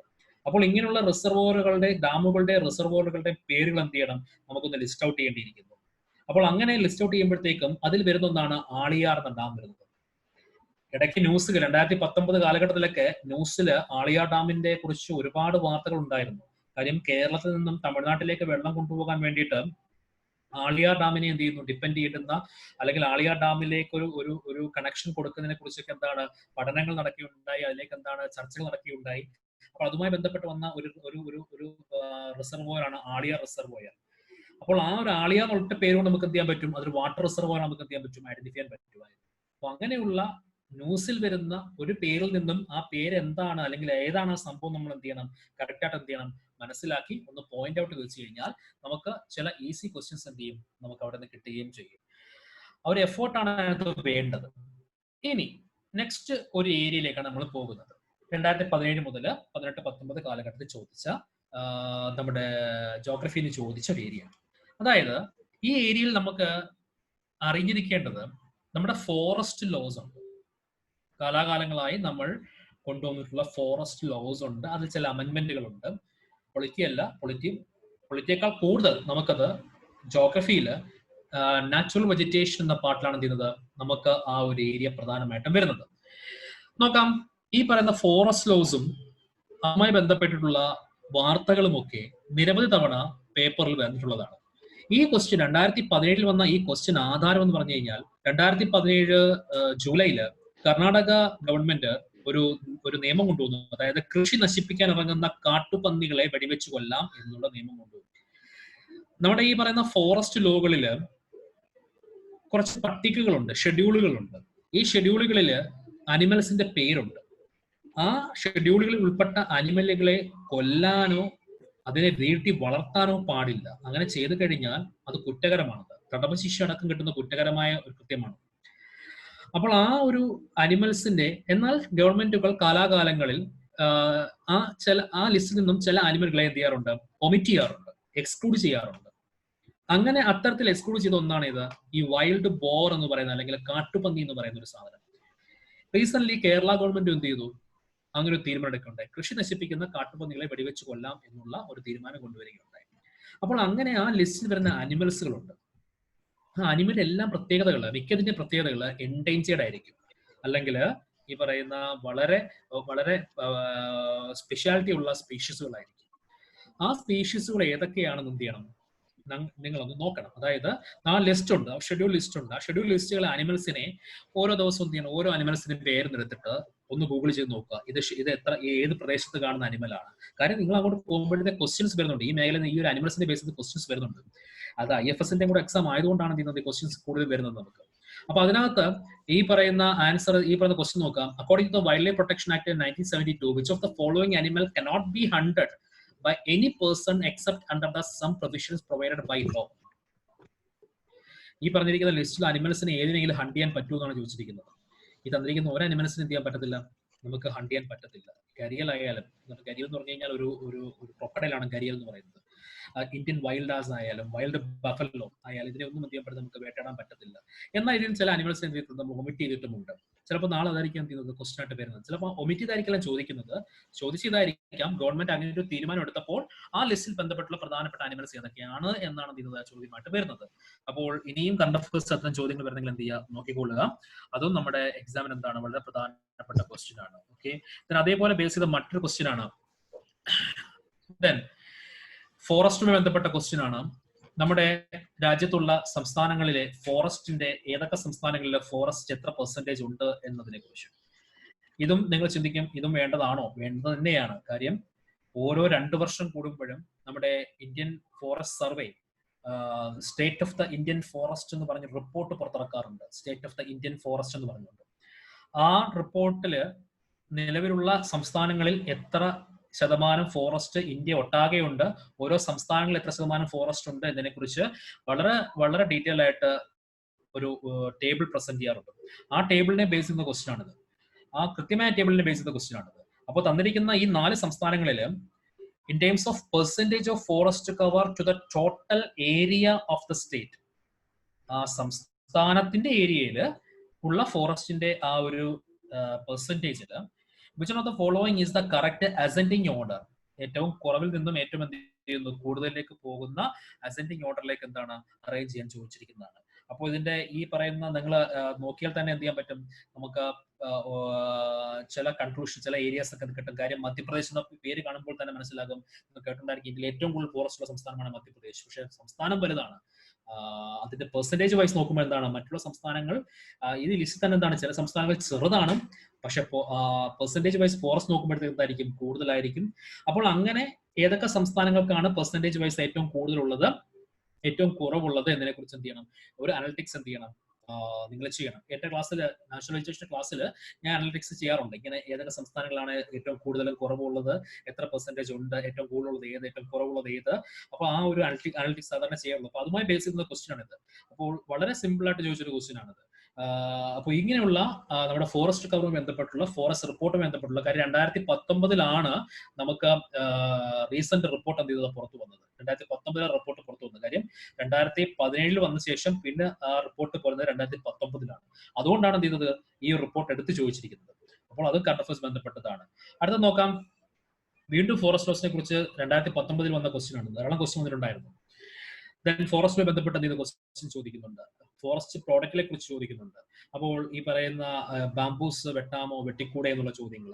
ഇതെല്ലാം എന്ന് പറഞ്ഞാൽ നമ്മൾ ഈ പറയുന്ന ഈ ഒരു ക്വസ്റ്റ്യൻ വരാനുള്ള കാര്യം, 2019 ഈ ഒരു ക്വസ്റ്റ്യൻ വരാനുള്ള ഒരു കാര്യം, ട്രൈബൽസുമായി ബന്ധപ്പെട്ട് നമുക്കറിയാം, ട്രൈബൽസ് ജീവിക്കുന്നവർ ഏറ്റവും പ്രധാനപ്പെട്ട എക്കണോമി എന്ന് പറഞ്ഞു കഴിഞ്ഞാൽ ഫോറസ്റ്റ് ഗുഡ്സ് ആണ്, അല്ലെങ്കിൽ ഫോറസ്റ്റ് എന്നുള്ള പ്രോഡക്റ്റുകൾ എടുത്ത് അവർ എന്ത് ചെയ്യുന്നത്, സെല് ചെയ്യുന്നത്. അങ്ങനെ ചില ട്രൈബുകൾ ചില ഫോറസ്റ്റ് പ്രൊഡക്റ്റുകൾ അവരെടുക്കാൻ തുടങ്ങിയപ്പോഴത്തേക്കും ആ ഫോറസ്റ്റ് പ്രൊഡക്റ്റുകൾ വെട്ടാൻ പാടില്ല എന്നും അതൊക്കെ എന്താണ് ഷെഡ്യൂളിൽപ്പെട്ട പ്ലാന്റുകളാണെന്നും പറഞ്ഞുകൊണ്ട് ഫോറസ്റ്റ് ഡിപ്പാർട്ട്മെന്റ് അവരെ അറസ്റ്റ് ചെയ്യുകയും മറ്റും 2019 ഇഷ്യൂ ഉണ്ടായി. 2019 അത് ഈ പറയുന്ന മധ്യപ്രദേശ് ഇഷ്യൂ ഉണ്ടായി, ബീഹാറിൽ ഇഷ്യൂ ഉണ്ടായി. അങ്ങനെയുള്ള അവിടെയുള്ള ഈ പറയുന്ന, അതുപോലെ തന്നെ നമ്മുടെ ചണ്ഡീഗഡ് സംസ്ഥാനത്ത് ഇഷ്യൂ ഉണ്ടായി. ആ ഭാഗങ്ങളിലെല്ലാം ഇങ്ങനെ ട്രൈബുകൾക്കെതിരെ എന്താണ് ഈ പറയുന്ന ഫോറസ്റ്റ് ആർക്ക് വെട്ടാം, ആർക്ക് വെട്ടിക്കൂടാ എന്നുള്ള ചോദ്യങ്ങളും ഒക്കെ ഡിബേറ്റ് പോലെ വരികയുണ്ടായി. അതുമായി ബന്ധപ്പെട്ട് വന്ന ക്വസ്റ്റ്യൻ ആണ്. അപ്പൊ അങ്ങനെ ഡിബേറ്റുകൾ ന്യൂസ് പേപ്പറിൽ വരുന്നുണ്ടെങ്കിൽ എന്ത് ചെയ്യണം, കറക്റ്റ് ആയിട്ട് നോട്ട് ചെയ്തോണം. അത് ചോദിക്കും.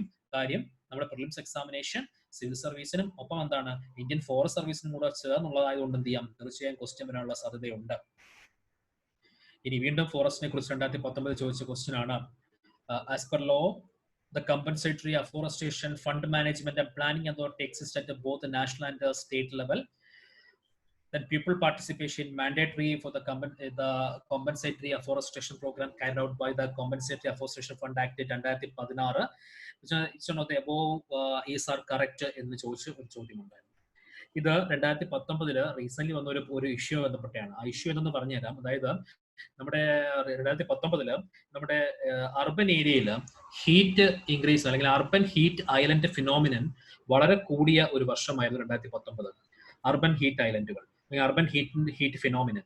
അങ്ങനെ അർബൻ ഹീറ്റ് ഫിനോമിനൻ ഉണ്ടായപ്പോഴത്തേക്കും അത് വളരെ പ്രൊലോങ്ഡ് ആയിട്ട് ഡേയും നൈറ്റും ഒക്കെ ആ ഫിനോമിനൻ ഉണ്ടായി കഴിഞ്ഞപ്പോഴത്തേക്കും നടന്നൊരു സർവേയിൽ നമ്മുടെ ഫോറസ്റ്റ് പ്രോഗ്രാമുകൾ പലതും ഈ പറയുന്നത് പോലെ കൃത്യമായ ഒരു പ്ലാനിങ് ഇല്ലാത്തത് കൊണ്ടും ഒരു ഏജൻസികളുടെ ഒരു ഹാർമണൈസേഷൻ കുറവുള്ളത് കൊണ്ടും ഈ പ്ലാനുകൾ പലപ്പോഴും സക്സസ്ഫുൾ ആകുന്നില്ല എന്ന് ഒരു പരാതി വരികയുണ്ടായി. അപ്പോൾ ഇതിനെല്ലാം കൂടെ കോർഡിനേറ്റ് ചെയ്തുകൊണ്ട് ഒരൊറ്റ ഏജൻസി ആക്കണമെന്നും അതേപോലെ തന്നെ ഈ പ്രൈവറ്റ് പാർട്ണർഷിപ്പും പീപ്പിൾസ് പാർട്ടിസിപ്പേഷൻ കുറച്ചുകൂടെ കൂട്ടിക്കൊണ്ട്, കാര്യം പ്രൈവറ്റ് പാർട്ടികളിൽ ധാരാളം ലാൻഡുകൾ കിടപ്പുണ്ട്, ആ ലാൻഡുകൾ എന്ത് ചെയ്യണം, ഫോറസ്റ്റേഷനിലേക്ക് കൊണ്ടുവരണം. ഇങ്ങനെയുള്ള ആവശ്യങ്ങൾ 2019 വരികയുണ്ടായി. അപ്പൊ അതുമായി ബന്ധപ്പെട്ട ഒരു ക്വസ്റ്റ്യൻ ആണ് എന്ത് ചെയ്തേക്കുന്നത്, ഇത് ചോദിച്ചിരിക്കുക. 2019 തുടക്കത്തിലാണ് വന്നതായ ഒരു ഇഷ്യൂ വന്നത്. അപ്പോൾ അങ്ങനെ ആ ഒരു ഇഷ്യൂവിനെ എന്ത് ചെയ്യുന്നുണ്ട്, ബേസ് ചെയ്ത ക്വസ്റ്റ്യൻ ആണ് ചെയ്തിരിക്കുന്നത്, ചോദിച്ചിരിക്കുന്നത്. അപ്പോൾ അതും ഈ പറഞ്ഞ കറണ്ട് അഫയേഴ്സ് ബന്ധപ്പെട്ട ഏരിയ ആണ്. അതും എന്ത് ചെയ്യണം, അതും ഇങ്ങനെയുള്ള ഏരിയസ് എന്ത് ചെയ്യണം, നിങ്ങൾ ഒന്ന് നോക്കിയേക്കണം. അടുത്തത് നമ്മുടെ ഈ പറയുന്ന ബേസിക് കൺസെപ്റ്റുമായിട്ട് ബന്ധപ്പെട്ടിട്ടുള്ള ഒരു നമ്മുടെ ഫിസിക്കൽ ജോഗ്രഫിയിൽ യൂണിവേഴ്സുമായി ബന്ധപ്പെട്ടുള്ള ഒരു ക്വസ്റ്റ്യൻ ആയിരുന്നു അത്. ചില ടേമുകളാണത്. പക്ഷെ ആ ടേമുകൾ എന്ന് പറയുമ്പോഴത്തേക്കും അതിന് ഈ പറയുന്ന ഇവന്റ് ഹൊറൈസണും സിംഗുലാരിറ്റിയും സ്ട്രിംഗ് തിയറിയും സ്റ്റാൻഡേർഡ് മോഡലും ഒക്കെ ഹിന്ദുവിന്റെ സയൻസ് പേജിൽ ആ 2017 വർഷം ചോദിച്ച ക്വസ്റ്റ്യൻ ആയിരുന്നു, ഡിസ്കസ് ചെയ്ത ഏരിയ ആയിരുന്നു.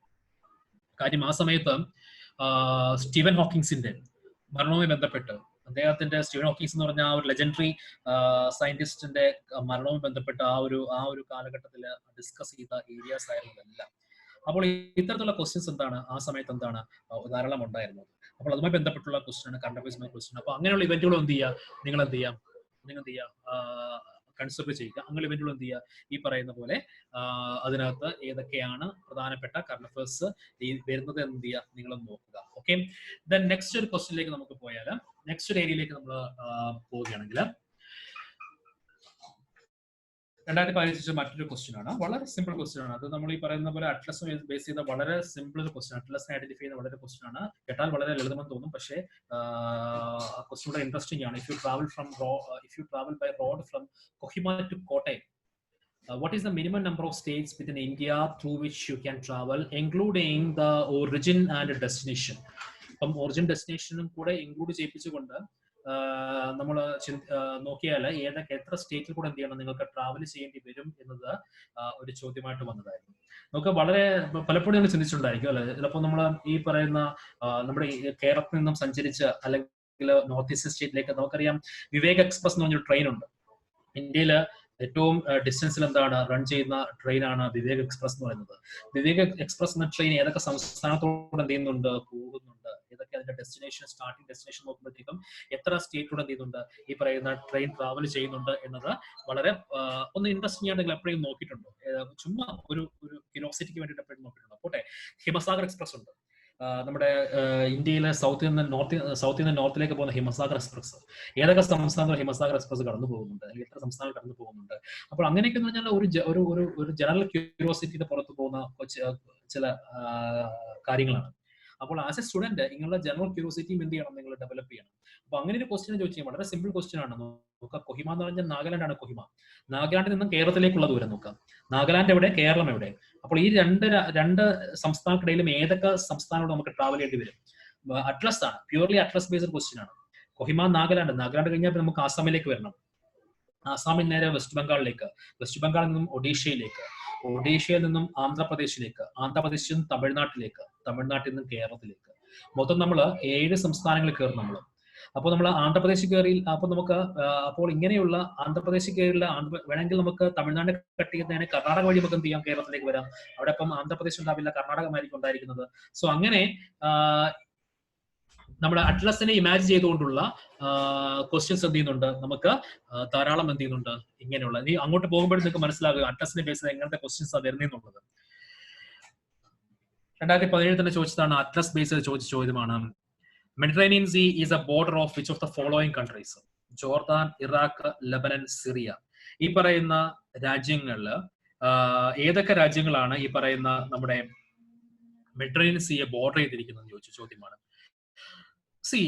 ജോർദാൻ, ഇറാഖ്, ലെബനൻ, സിറിയ തുടങ്ങിയ രാജ്യങ്ങളെ പർട്ടിക്കുലർലി എടുത്ത് ചോദിക്കാൻ കാര്യം എന്താ 2017? ബിക്കോസ് ഐസിസ് ക്രൈസിസ്, അതായത് ഐസിസിന്റെ ഏറ്റവും കൂടുതൽ എന്താണ് ഇഫക്ട് ഉണ്ടായിരുന്ന സ്ഥലമാണ് ഇത് ജോർദാൻ, ഇറാഖ്, ലെബനൻ, സിറിയ തുടങ്ങിയ രാജ്യങ്ങൾ. ഈ രാജ്യങ്ങളുടെ പേരും അവിടെ എവിടെ എന്ത് ചെയ്യുന്നു, ലൊക്കേറ്റ് ചെയ്യുന്നു എന്നുള്ളതും എന്താണ് ഏറ്റവും പ്രധാനപ്പെട്ട ഒരു കാര്യമാണ്. സോ അങ്ങനെ ആ ലൊക്കേറ്റ് ചെയ്യുന്ന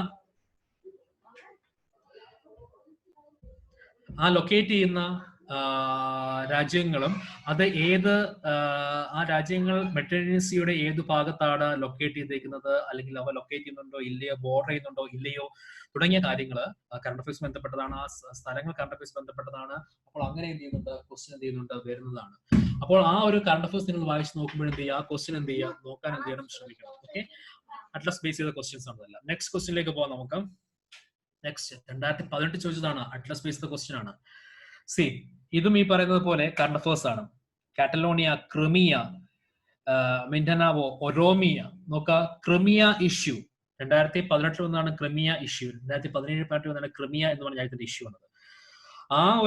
അതിനെ ബേസ് ചെയ്ത ന്യൂസുകൾ നിങ്ങൾ ന്യൂസ് പേപ്പറിൽ അല്ലെങ്കിൽ ആ സമയത്ത് വായിച്ചിട്ടുണ്ടായിരുന്നായിരിക്കാം. അപ്പോൾ അങ്ങനെ വായിക്കുമ്പോഴത്തേക്കും ആ രാജ്യം ഏത് ഭാഗത്താണ് വരുന്നത്, ഏത് രാജ്യത്താണ് ആ ഒരു റീജിയൻ ഉള്ളത്, ക്രിമിയ എന്ന റീജിയൻ ഏത് രാജ്യത്താണ് നിൽക്കുന്നത്, ഉള്ളിലാണ് നിൽക്കുന്നത്, ഇങ്ങനെയുള്ള ചോദ്യങ്ങൾ നമുക്ക് പ്രതീക്ഷിക്കാം. അപ്പോൾ ഞാൻ നേരത്തെ പറഞ്ഞ കാര്യം തന്നെ എപ്പോഴും പറയുന്നത്, ഹിന്ദു ന്യൂസ് പേപ്പർ വായിക്കുമ്പോഴായാലും അല്ലെങ്കിൽ ഏത് ന്യൂസ് പേപ്പർ വായിക്കുമ്പോഴായാലും നിങ്ങൾക്കൊരു സ്ഥലം കിട്ടുന്നുണ്ടെങ്കിൽ ആ സ്ഥലം ഗ്ലോബിൽ എവിടെയാണ് അല്ലെങ്കിൽ മാപ്പിൽ ഏത് ഭാഗത്താണ് ഇരിക്കുന്നത്, ആ രാജ്യം ലൊക്കേറ്റ് ചെയ്യുന്നത് കൃത്യമായി എന്ത് ചെയ്യണം, നോക്കിയിരിക്കണം. തീർച്ചയായും ആ വർഷം എന്താ ക്വസ്റ്റ്യൻ ഉണ്ടായിരിക്കും. അടുത്തത് നോക്കാം. വീണ്ടും അറ്റ്ലസിനെ ബേസ് ചെയ്ത ക്വസ്റ്റ്യൻ ആണ്. നമ്മുടെ ഫാക്ച്വൽ ആയിട്ടുള്ള കാര്യങ്ങളും അതിനെ അറ്റ്ലസുമായി ബേസ് ചെയ്ത ക്വസ്റ്റ്യൻ ആണ്.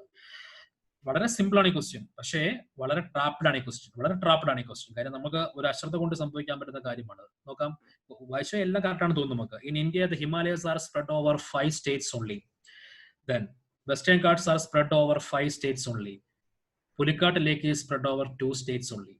നോക്കൂ, ഹിമാലയം എന്ന മൗണ്ടൈൻ പഠിക്കുമ്പോൾ അത് ഏതൊക്കെ സംസ്ഥാനങ്ങളിലൂടെ കടന്നു പോകുന്നുണ്ട് എന്ന് ക്ലാസ്സിൽ ഡിസ്കസ് ചെയ്യുന്നുണ്ട്. നമ്മൾ വെസ്റ്റേൺ ഗാർഡ്സും ഏതൊക്കെ സംസ്ഥാനം കടന്നു പോകുന്നു ക്ലാസ്സിൽ ഡിസ്കസ് ചെയ്യുന്നുണ്ട്. പുലിക്കാട്ടിലേക്ക് നമ്മൾ എവിടെയൊക്കെ ലൊക്കേറ്റ് ചെയ്യുന്നു നമുക്ക് പറയുന്നുണ്ട്. അപ്പോൾ ഈ പറയുന്ന ഓരോ എൻറ്റിറ്റിയും പഠിക്കുമ്പോൾ അറ്റ്ലസ് വെച്ച് അത് എവിടെയാണ് അതിന്റെ ലൊക്കേഷൻ, അത് 2 സ്റ്റേറ്റുകൾക്കിടയിലാണോ, ഏതൊക്കെ സ്റ്റേറ്റിലൂടെ പോകുന്നുണ്ട് എന്ന് എന്ത് ചെയ്യണം, കൃത്യമായി എന്ത് ചെയ്യണം, നമ്മൾ നോക്കണം. ആൻസർ ഈസ് 3 only ആണ്, പുലിക്കാട്ടിലേക്ക് മാത്രമാണ്. കാര്യം വെസ്റ്റേൺ ഘാട്ട് 5 അല്ല 6 സ്റ്റേറ്റുകൾ കടന്നു പോകുന്നത്, മനസ്സിലായല്ലോ. അതേപോലെ ഹിമാലയാസ് സ്പ്രെഡ് ഓഫ് 5 states മാത്രമല്ല, അത് നമ്മുടെ ഈ പറയുന്ന നോർത്ത് ഈസ്റ്റേൺ സ്റ്റേറ്റിൽ കൂടി എന്ത് ചെയ്യുന്നുണ്ട്, ഹിമാലയം കടന്നു പോകുന്നുണ്ട്. അപ്പോൾ അങ്ങനെയുള്ള അസസ്മെന്റുകൾ അല്ലെങ്കിൽ അങ്ങനെയുള്ള അസംഷൻസ് എന്താണ് നമുക്ക് ഉടനീളം ഈ ക്വസ്റ്റ്യൻ കാണാൻ പറ്റും. അറ്റ്ലസിനെ ബേസ് ചെയ്തുള്ള ക്വസ്റ്റ്യൻസ് ആണ്. സോ നമ്മുടെ ജോഗ്രഫി പഠിക്കുമ്പോൾ അതിന്റെ ഏറ്റവും പ്രധാനപ്പെട്ട ഒരു ടൂളും എയ്ഡും അറ്റ്ലസ് തന്നെയാണെന്നാണ് വീണ്ടും ക്വസ്റ്റ്യൻസ് നമുക്ക് കാണിക്കുന്നത്. ഇനി നോക്കാം 2017 നെക്സ്റ്റ് കറണ്ട് അഫയേഴ്സ് ബേസ്ഡ് ആണ്. നെക്സ്റ്റ് കറണ്ട് അഫയേഴ്സ് ബേസ്ഡ് ആയിട്ട് വന്ന ഒരു ജോഗ്രഫി ക്വസ്റ്റ്യൻ ആണ്. ഇന്ത്യൻ ഓഷ്യൻ ഡൈപോൾ ഇപ്പോഴും വന്നിട്ടുണ്ട്. 2019 ഇന്ത്യൻ ഓഷ്യൻ ഡൈപോൾ പ്രധാനപ്പെട്ട ഒരു ഡിസ്കഷൻ പോയിന്റ് ആയിരുന്നു. നിങ്ങൾ ഓസ്ട്രേലിയ ബുഷ് ഫയർ 2019 ലോകം കണ്ട ഏറ്റവും പ്രധാനപ്പെട്ട ഒരു ഇഷ്യൂ ആയിരുന്നു, ഒരു എൻവയോൺമെന്റൽ ഇഷ്യൂ ആയിരുന്നു ഓസ്ട്രേലിയൻ ബുഷ് ഫയർ. അപ്പോൾ ഓസ്ട്രേലിയൻ ബുഷ് ഫയറിന് പ്രധാനപ്പെട്ട കാരണം ഇന്ത്യൻ ഓഷ്യൻ ഡൈപോൾ ആണ് എന്ന സ്റ്റഡി വന്നിട്ടുണ്ടായിരുന്നു. അപ്പോൾ അങ്ങനെ ഇന്ത്യൻ ഓഷ്യൻ ഡൈപോൾ എന്താണ്, നമ്മുടെ മൺസൂൺ ബന്ധപ്പെട്ട പ്രധാനപ്പെട്ട ഒരു കൺസെപ്റ്റ് ആണ് ഇന്ത്യൻ ഓഷ്യൻ ഡൈപോൾ എന്ന് പറയുന്നത്. ആ ഇന്ത്യൻ ഓഷ്യൻ ഡൈപോൾ എന്താണെന്നുള്ളതും അതുമായി ബന്ധപ്പെട്ട ചോദ്യമാണ് ചോദിച്ചിരിക്കുന്നത്. അപ്പോൾ ഹിന്ദുവില് ആ വർഷം 2016 ജൂലൈയിൽ ഹിന്ദുവിൽ വന്ന ഒരു ചോദ്യമായിരുന്നു, ഒരു ആർട്ടിക്കിൾ ഉണ്ടായിരുന്നു ഇന്ത്യൻ ഓഷ്യൻ ഡൈപോളിനെ കുറിച്ച്. നോക്കൂ, അത് തന്നെ എന്ത് ചെയ്തു, ക്വസ്റ്റ്യൻ ആയിട്ട് വന്നിരിക്കുന്നു. അപ്പോൾ അങ്ങനെ കറണ്ട് അഫയേഴ്സ് ബന്ധപ്പെട്ട എന്ത് ചെയ്യുന്നുണ്ട്, നമുക്ക് വരുന്ന ബേസിക് കൺസെപ്റ്റുകൾ എന്ത് ചെയ്യുന്നുണ്ട്, നമുക്ക് പ്രത്യേകം എന്ത് ചെയ്യണം, ചെക്ക് ചെയ്തേക്കണം. Okay. Then next is അടുത്ത ക്വസ്റ്റ്യൻ നോക്കാം. ഇതും ഈ പറയുന്ന പോലെ എൻഡേഞ്ചേർഡ് ആയിട്ടുള്ള ലൊക്കേഷൻസ് ആണ്, അല്ലെങ്കിൽ ഈ പറയുന്ന ഹാബിറ്റാറ്റുകളാണ്. അതായത് if you want to see gharials in their natural habitat which of the following is the best place. നേരത്തെ പറഞ്ഞല്ലോ ഗരിയൽസ് എൻഡേഞ്ചേർഡ് സ്പീഷീസ് ആണ്. നേരത്തെ നമ്മൾ കണ്ടതാണ് ഗരിയൽസ് എന്ന് പറഞ്ഞു കഴിഞ്ഞാൽ ആ ഗരിയൽസ് എന്ന് പറയുന്ന ആ സ്പീഷീസിനെ സംബന്ധിച്ച് അതിന്റെ ഞാൻ പറഞ്ഞല്ലോ ആ ഒരു ഷെഡ്യൂളിൽ കാണുന്ന അനിമൽസ് ഏത് സ്ഥലത്താണ് ജീവിക്കുന്നത് കൃത്യമായി നിങ്ങൾ നോക്കിയിരിക്കണം എന്ന് പറഞ്ഞില്ലേ. നോക്കൂ, അതിനെ ബേസ് ചെയ്ത് വീണ്ടും തിരിക്കുന്ന ചോദ്യം വന്നിരിക്കുന്നു, ഏത് സ്ഥലത്താണ് നിൽക്കുന്നത്, ഈ സ്ഥലത്ത് കാണപ്പെടുന്നതിനെ കുറിച്ച് ചോദ്യം വന്നിരിക്കുന്നു. So that is very important. Okay, അതേപോലെ തന്നെ നെക്സ്റ്റ് ക്വസ്റ്റ്യനിലേക്ക് പോകാം. അതും അടുത്ത ഒരു അനിമലിനെ കുറിച്ചാണ്, ഏഷ്യാറ്റിക് ലയണിനെ കുറിച്ചാണ് ചോദിച്ചിരിക്കുന്നത്. ഏഷ്യാറ്റിക് ലയൺസിനെ കുറിച്ച് എന്ത് ചെയ്തിരിക്കുന്നു? കാര്യം ഏഷ്യാറ്റിക് ലയണിനെ കുറിച്ച് എന്തുകൊണ്ട് 2019 ചോദ്യം വന്നു എന്ന് ചോദിച്ചു കഴിഞ്ഞാൽ ഇത്രയേ ഉള്ളൂ. ഏഷ്യാറ്റിക് ലയണിനെ കാണപ്പെടുന്നത് ഗുജറാത്തിലാണ്, ഗിർ ഫോറസ്റ്റിലാണ്. ഗുജറാത്തിലെ ഗിർ ഫോറസ്റ്റിൽ ഏഷ്യാറ്റിക് ലയണിന്റെ പോപ്പുലേഷൻ ഇൻക്രീസ് ചെയ്തു.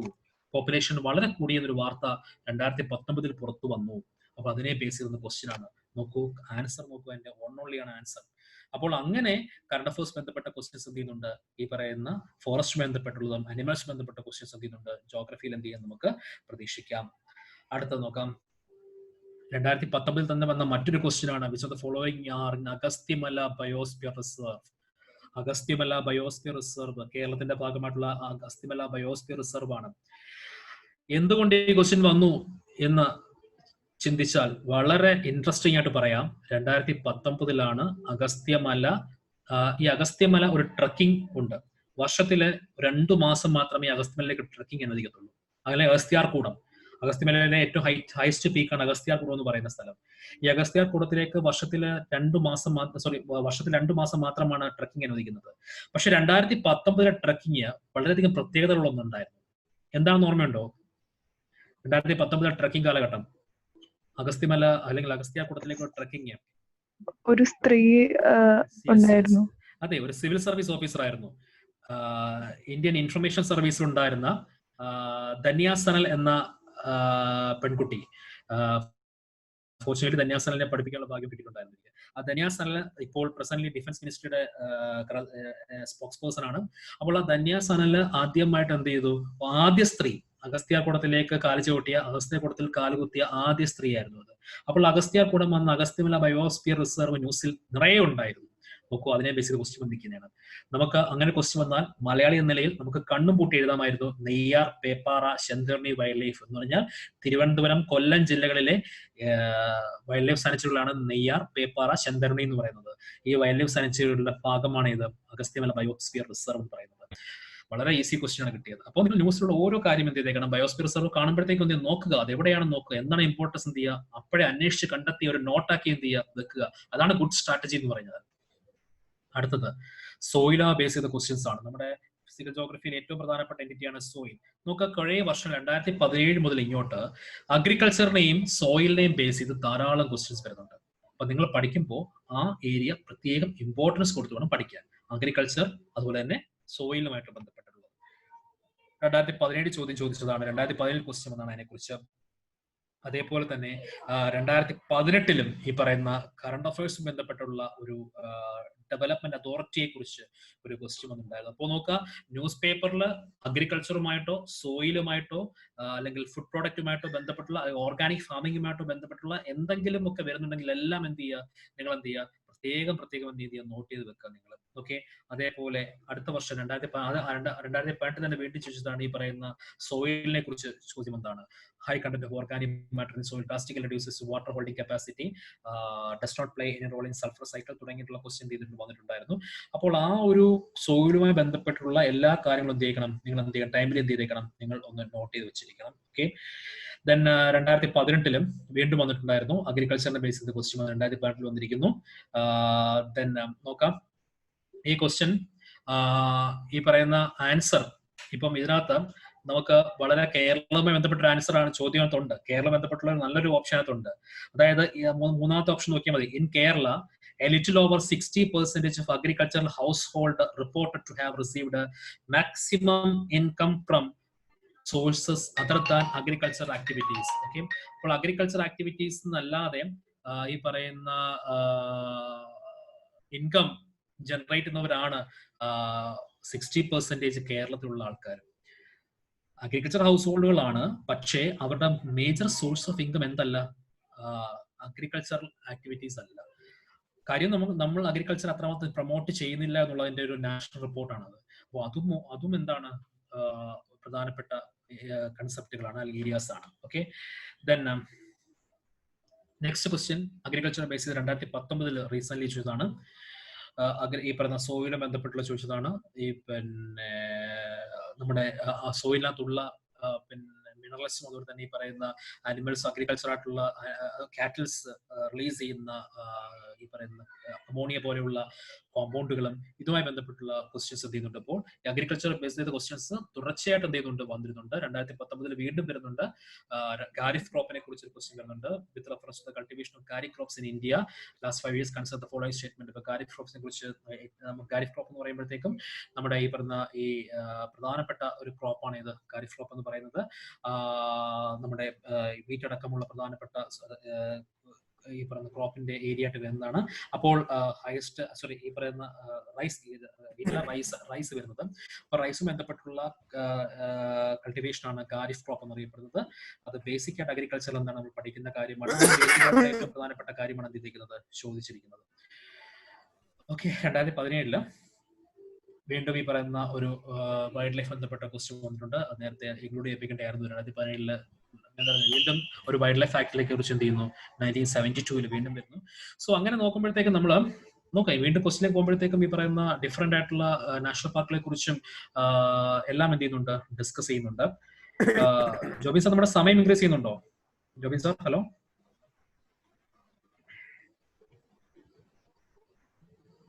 ഒരു മിനിറ്റ്.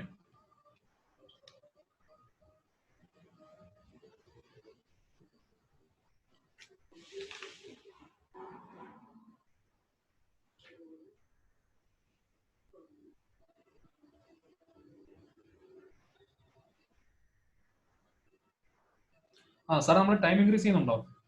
കുറച്ച്. ഓക്കെ, ഫിനിഷ് ചെയ്യാം സാർ. കണ്ടിന്യൂ. സ്റ്റുഡൻസ് എന്നോട് 1 hour ആണ് പറഞ്ഞിരുന്നത്. ഇപ്പോൾ അതിൽ കൂടി എക്സൈഡ് ചെയ്ത് കുഴപ്പമില്ല. ഓക്കെ, 2017 ചോദിച്ച ചോദ്യമാണ്. എങ്ങനെയാണ് ഇതും കറണ്ട് അഫയേഴ്സ് ബേസ്ഡ് ആണ്. Recently there was a proposal to translocate some of the lines from the natural habitat of Gujarat. അതായത് നമ്മുടെ ഗുജറാത്തിലെ ഗിർ ഫോറസ്റ്റ് നിന്ന് കുറച്ച് ലയൺസിനെ മധ്യപ്രദേശിലേക്ക് ട്രാൻസ്ലോക്കേറ്റ് ചെയ്യാൻ ശ്രമിച്ചു. പക്ഷെ ഗുജറാത്ത് ഗവൺമെന്റ് അനുവദിച്ചില്ല. മധ്യപ്രദേശിലെ കുനോ പാൽപൂർ വൈൽഡ് ലൈഫ് സാങ്ച്വറിയിലേക്കാണ് ഇത് അതിനെ ട്രാൻസ്ഫർ ചെയ്യാൻ ശ്രമിച്ചത്. അപ്പോൾ കുനോ പാൽപൂർ വൈൽഡ് ലൈഫ് സാങ്ച്വറി അന്ന് ന്യൂസിൽ ഉണ്ടായിരുന്നു. അപ്പോൾ അത്തരത്തിൽ വരുന്ന വൈൽഡ് ലൈഫ് സാങ്ച്വറിലൊക്കെ എന്ത് ചെയ്യാം, നോക്കിയേക്കാം.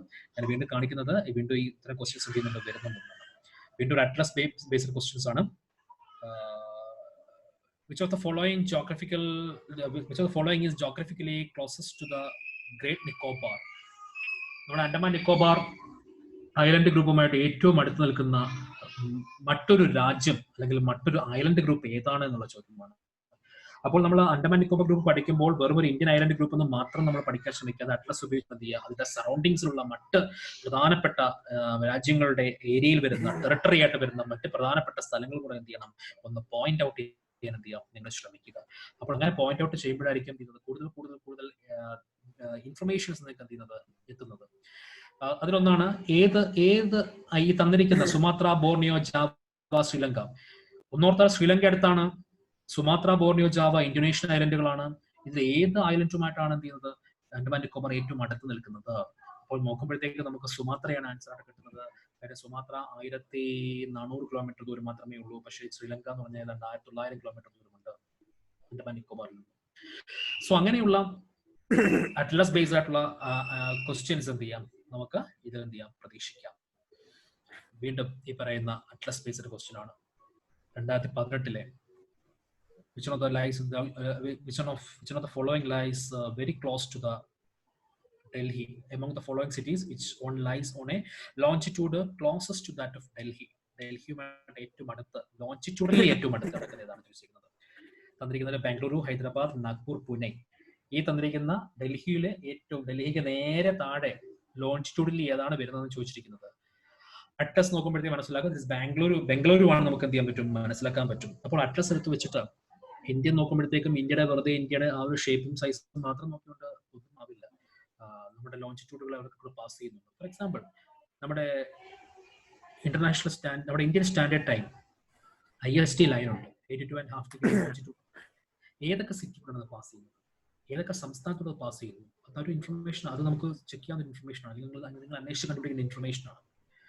അല്ലെങ്കിൽ ട്രോപ്പിക് ഓഫ് ക്യാൻസറിൽ ഇന്ത്യയുടെ പാസിന് പ്രധാനപ്പെട്ട സ്ഥലമാണ് ട്രോപ്പിക് ഓഫ് ക്യാൻസർ. ആ ട്രോപ്പിക് ഓഫ് ക്യാൻസറിന് ഏറ്റവും കൂടുതൽ ക്യാപിറ്റൽ സിറ്റി ഏതാണ്? നല്ലൊരു ചോദ്യമാണത്.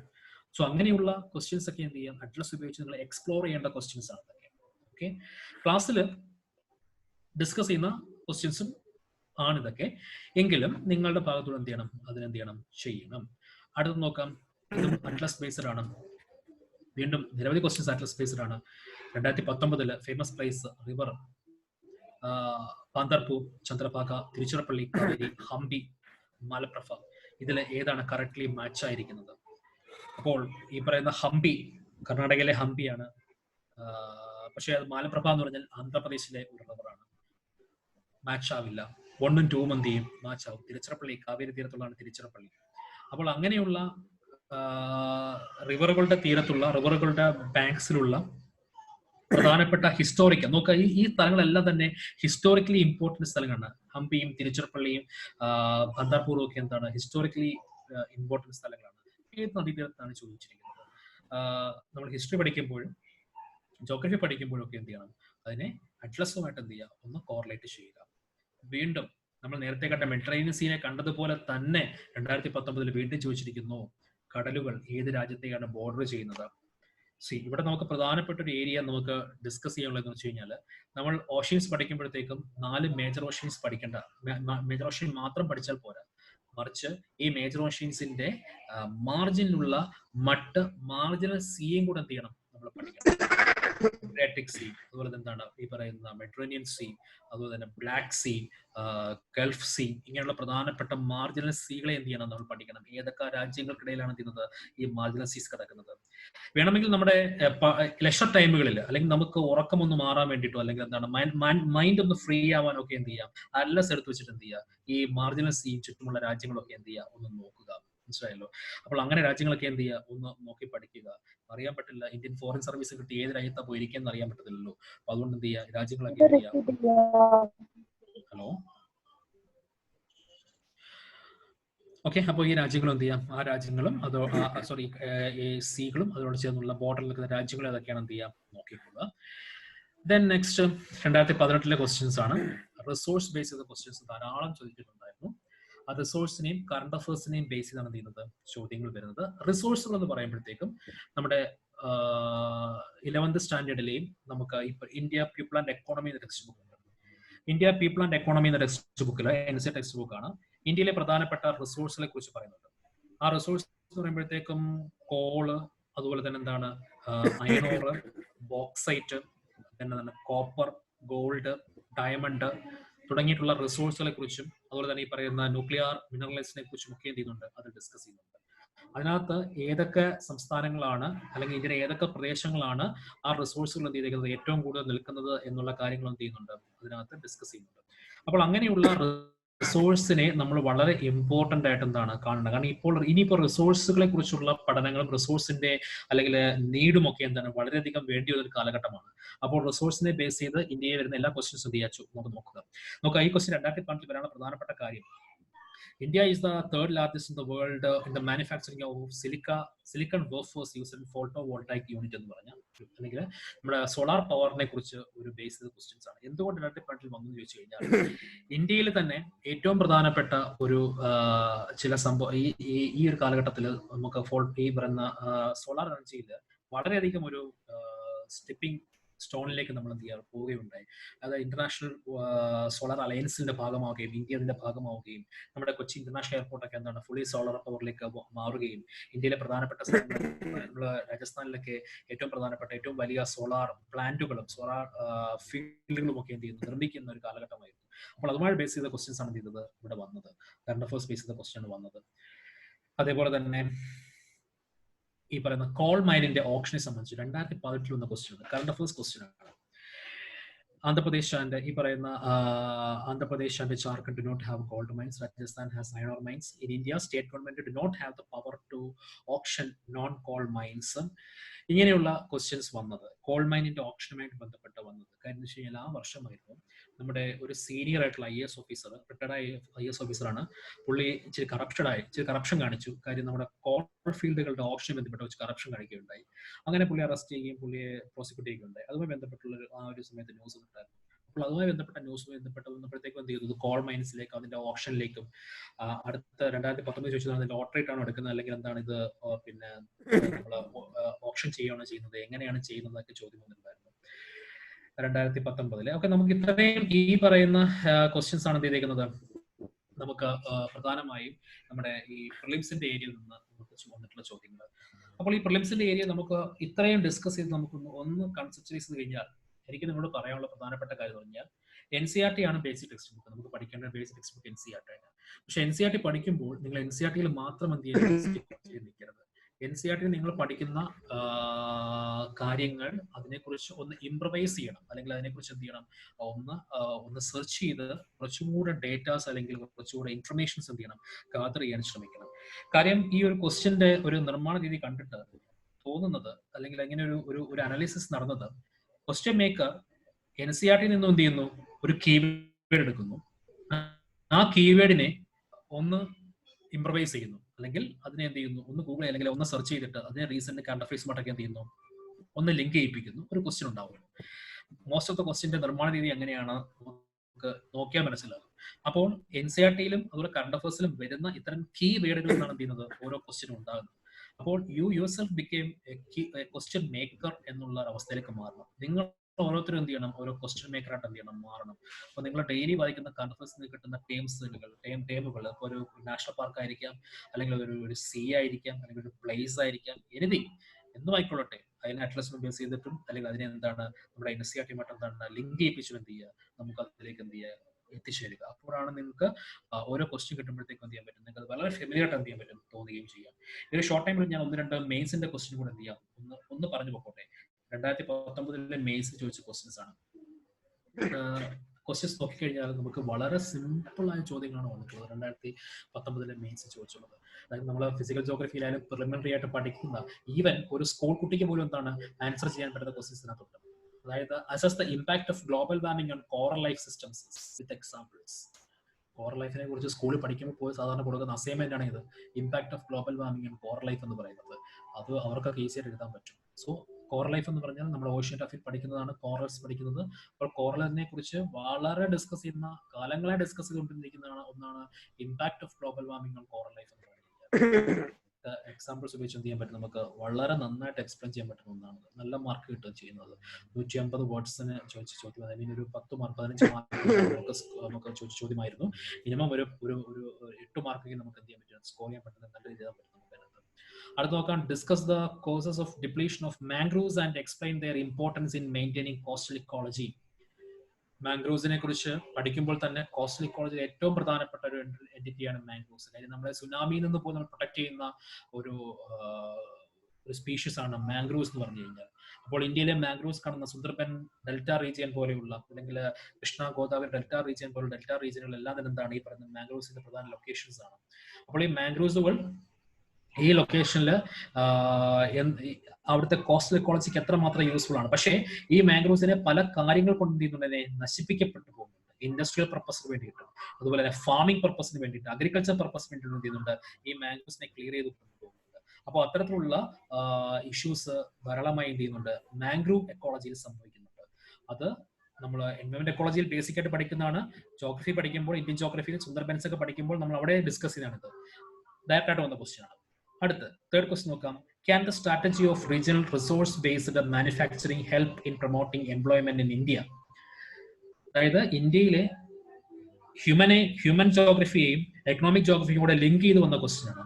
അതായത് നമ്മുടെ പ്രധാനപ്പെട്ട റിസോഴ്സുകൾ, പ്രധാനപ്പെട്ട മേജർ റിസോഴ്സുകൾ, ഈ റിസോഴ്സുകൾ എന്ത് ചെയ്യുന്നുണ്ട്, ഈ റിസോഴ്സുകൾ ഏതൊക്കെ സ്ഥലത്ത് കാണുന്നുണ്ട്. അപ്പോൾ റിസോഴ്സിനെ ഡെവലപ്പ് ചെയ്യുന്നത് കൊണ്ട് നമ്മുടെ ഈ പറയുന്ന ഇന്ത്യയിലെ എംപ്ലോയ്മെന്റ് നമുക്ക് എന്ത് ചെയ്യാൻ പറ്റും, പ്രൊമോട്ട് ചെയ്യാൻ പറ്റുമോ എന്നുള്ള ചോദ്യം. എസ്പെഷ്യലി നമുക്കറിയാം നമ്മുടെ റിസോഴ്സ് ചോട്ടാനപ്പൂർ പ്ലേറ്റോ, നമ്മുടെ അയണോറിന്റെ റിസോഴ്സ് അവിടെയാണ്.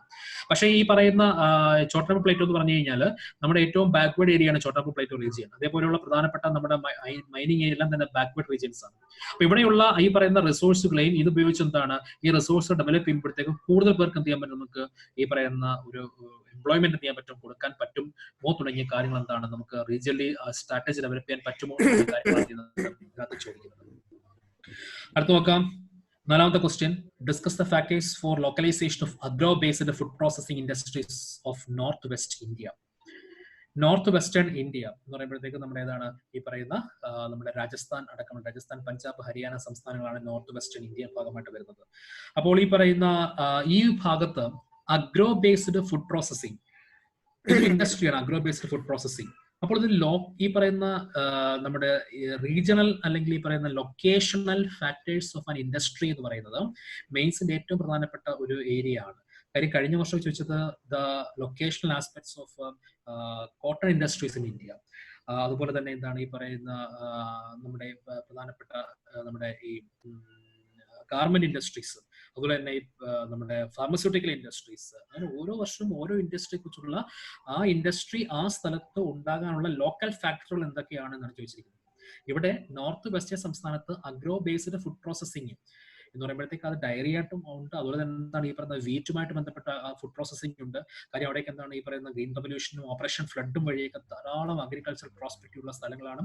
അപ്പോൾ ആ സ്ഥലങ്ങൾ എന്താണ് പ്രധാനപ്പെട്ട ലോക്കൽ ഫാക്ടറുകൾ എന്തൊക്കെയാണെന്ന് എന്ത് ചെയ്തു ചോദിച്ചിട്ടുള്ളത്. 5ാമത്തെ question, what is water stress? 2019 current അഫയേഴ്സിൽ നിന്നാണ് വാട്ടർ സ്ട്രെസ് എന്ന് പറയുന്നത്. ഇന്ത്യ വാട്ടർ സ്ട്രെസ്സിനെ നേരിടുന്നു എന്ന തരത്തിലുള്ള റിപ്പോർട്ടുകൾ എന്ത് ചെയ്യുന്നു, വരികയുണ്ട്. കാര്യം നമ്മുടെ പെർ ക്യാപിറ്റ വാട്ടർ യൂസേജും അതുപോലെ എന്താണ് നമുക്കുള്ള വാട്ടർ സ്റ്റോറേജും ഉള്ള ഡിഫറൻസിലേക്ക് വരുമ്പോഴത്തേക്ക് നമ്മൾ കാണുന്നത് വാട്ടർ സ്ട്രെസ്സിലേക്ക് നമ്മൾ എന്ത് ചെയ്യുന്നു, കൊണ്ടുപോകുന്നുണ്ട്. അതും ഒരു പ്രധാനപ്പെട്ട ഇഷ്യൂ, കറന്റ് ബേസ്ഡ് ഇഷ്യൂ ആയിരുന്നു.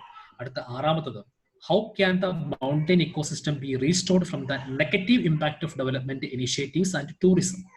2019 ചോദിച്ച ചോദ്യമാണ്. നോക്കാം, അതായത് നമ്മുടെ ഈ പറയുന്ന മൗണ്ടെയിൻ എക്കോസിസ്റ്റത്തിനെ നെഗറ്റീവ് ഇമ്പാക്ട് ഓഫ് ഡെവലപ്മെന്റ്, ടൂറിസത്തിന് നെഗറ്റീവ് ഇമ്പാക്ട്.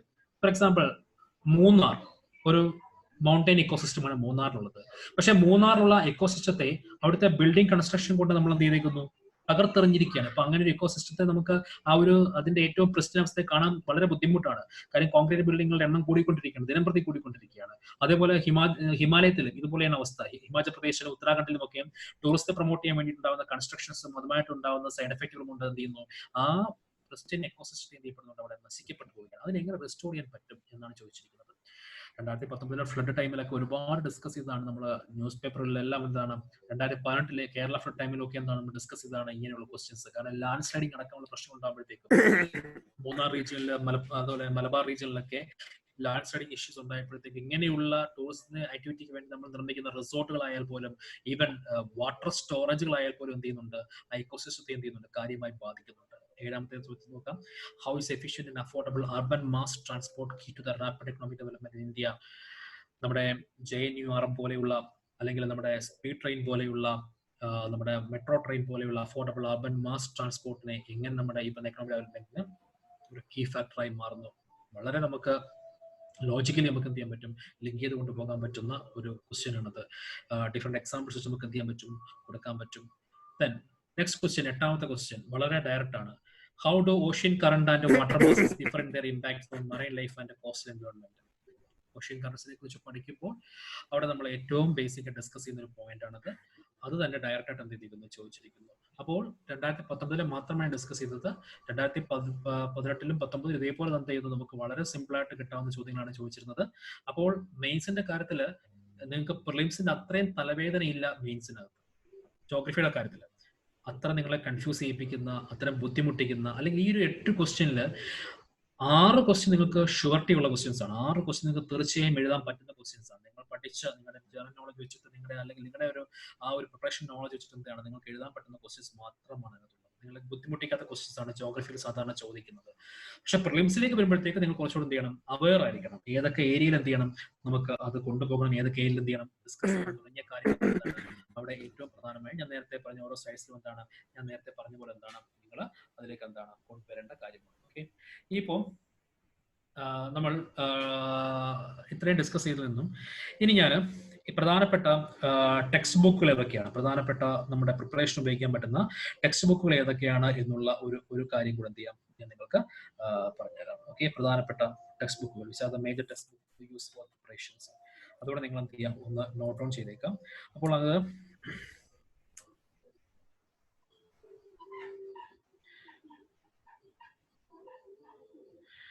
പ്രധാനപ്പെട്ട ജോഗ്രഫി ടെക്സ്റ്റ് ബുക്സുകൾ കാണാൻ പറ്റും തോന്നുന്നു. നിങ്ങൾക്ക് കിട്ടിയോ? നിങ്ങൾക്ക് അത് സ്ക്രീനിലുണ്ടോ? ഉണ്ട്. ഈ 9 ടെക്സ്റ്റ് ബുക്കുകൾ is a must read text ബുക്സുകളാണ്, ജോഗ്രഫിയുടെ മസ്റ്റ് റീഡ് ടെക്സ്റ്റ് ബുക്കുകളാണ്. ഈ 9 ടെക്സ്റ്റ് ബുക്കുകളും ഉറപ്പായിട്ട് നിങ്ങളിൽ ഉണ്ടായിരിക്കണം. ഓക്കെ, വേണമെങ്കിൽ നിങ്ങൾക്ക് ഒരു സ്ക്രീൻഷോട്ട് എടുക്കുക അതിന്റെ, അല്ലെങ്കിൽ എന്ത് ചെയ്യാം നിങ്ങളത് എഴുതിയെടുക്കുക. മനസ്സിലായല്ലോ? അപ്പോ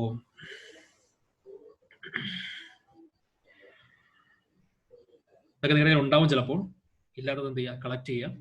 എല്ലാം തന്നെ PDF ഡിജിറ്റലി അവൈലബിൾ ആണ്.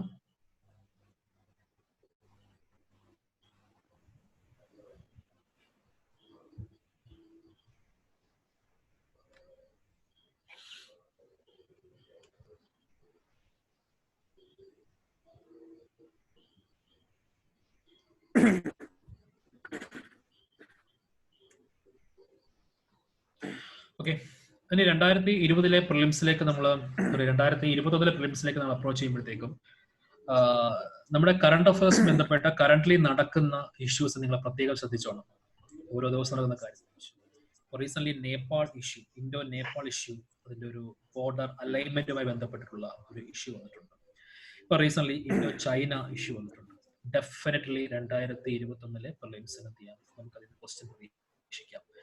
ഈ ലൊക്കേഷനെ കുറിച്ച്, കാലാപാനി എവിടെയാണ്, അതേപോലെ ഈ പറയുന്ന നമ്മുടെ പ്രധാനപ്പെട്ട നമ്മുടെ ലിബു ലേക്ക് എവിടെയാണ്, കാലാപാനി ലിബു ലേക്ക് തുടങ്ങിയ സ്ഥലങ്ങൾ എവിടെയാണ്, പാങ്കോങ് സോ എവിടെയാണ്, ഇങ്ങനെയുള്ള സ്ഥലം അറ്റ്ലസിൽ കറക്റ്റ് എവിടെയാണെന്ന് എന്ത് ചെയ്യണം അറിഞ്ഞിരിക്കണം. ലിബു ലേക്ക് എന്ന പേര് നിങ്ങൾ ഹിമാലയ പഠിക്കുമ്പോൾ, ഹിമാലയ റീജിയൻ പഠിക്കുമ്പോൾ അവിടെ നിങ്ങൾ മിഡിൽ ഹിമാലയയിൽ പഠിക്കുന്ന ഒരു റേഞ്ച് ആണ് ലിബു ലേക്ക് റേഞ്ച്. ലിബു ലേക്ക് റേഞ്ച് നമ്മൾ പഠിക്കുന്നത് is A part of India എന്നാണ് പഠിക്കുന്നത്. പക്ഷെ ഇപ്പോൾ നേപ്പാൾ വരയ്ക്കുന്നത് എങ്ങനെയാണ്, ലിബു ലേക്ക് നേപ്പാളിന്റെ ആക്കിയാണ് വരയ്ക്കുന്നത്. അപ്പോൾ അങ്ങനെയുള്ള കറണ്ട് ആയിട്ടുള്ള എല്ലാ ഏരിയാസും എല്ലാ തരത്തിലുള്ള പേപ്പറിൽ വരുന്ന ഓരോ കാര്യങ്ങളും എന്ത് ചെയ്യുക നിങ്ങൾ എന്ത് ചെയ്യുക സ്റ്റഡി ചെയ്യുക, നോക്കുക. ഏതൊക്കെയാണ് പ്രധാനപ്പെട്ട ഏരിയാസ് വരുന്നത് എന്ത് ചെയ്യുക നോക്കുക. പ്രധാനപ്പെട്ട ന്യൂസ് പേപ്പറിൽ വരുന്ന ഓരോ പ്ലേസസും എന്ത് ചെയ്യണം, അത് വേൾഡ് ആയിക്കോട്ടെ ഇന്ത്യൻ ആയിക്കോട്ടെ, ഓരോ ദിവസവും എന്ത് ചെയ്യുക നിങ്ങൾ കണ്ടെത്തുക, അറ്റ്ലസിൽ എന്ത് ചെയ്യുക ചെക്ക് ചെയ്യുക, അതുമായി ബന്ധപ്പെട്ട പോയിന്റ് എന്ത് ചെയ്യുക നിങ്ങൾ സെർച്ച് ചെയ്തെടുക്കുക. പിന്നെ ക്ലാസ്സിൽ ഇതിൽ ബന്ധപ്പെട്ട എല്ലാ കാര്യങ്ങളും എന്ത് ചെയ്യും ക്ലാസ് ഡിസ്കസ് ചെയ്തതാണ്. ക്ലാസിന്റെ പാറ്റേൺ അങ്ങനെയാണ്. ഓരോ ഏരിയ പറയുമ്പോഴും കറണ്ട് അഫയേഴ്സ് ബന്ധപ്പെട്ടുള്ള പ്രധാനപ്പെട്ട അതുമായി ബന്ധപ്പെട്ട സ്ഥലങ്ങളും അതിന്റെ എന്തൊക്കെയാണ് അതിന്റെ പ്രത്യേകതകളെന്നും ക്ലാസ്സിൽ പറയും.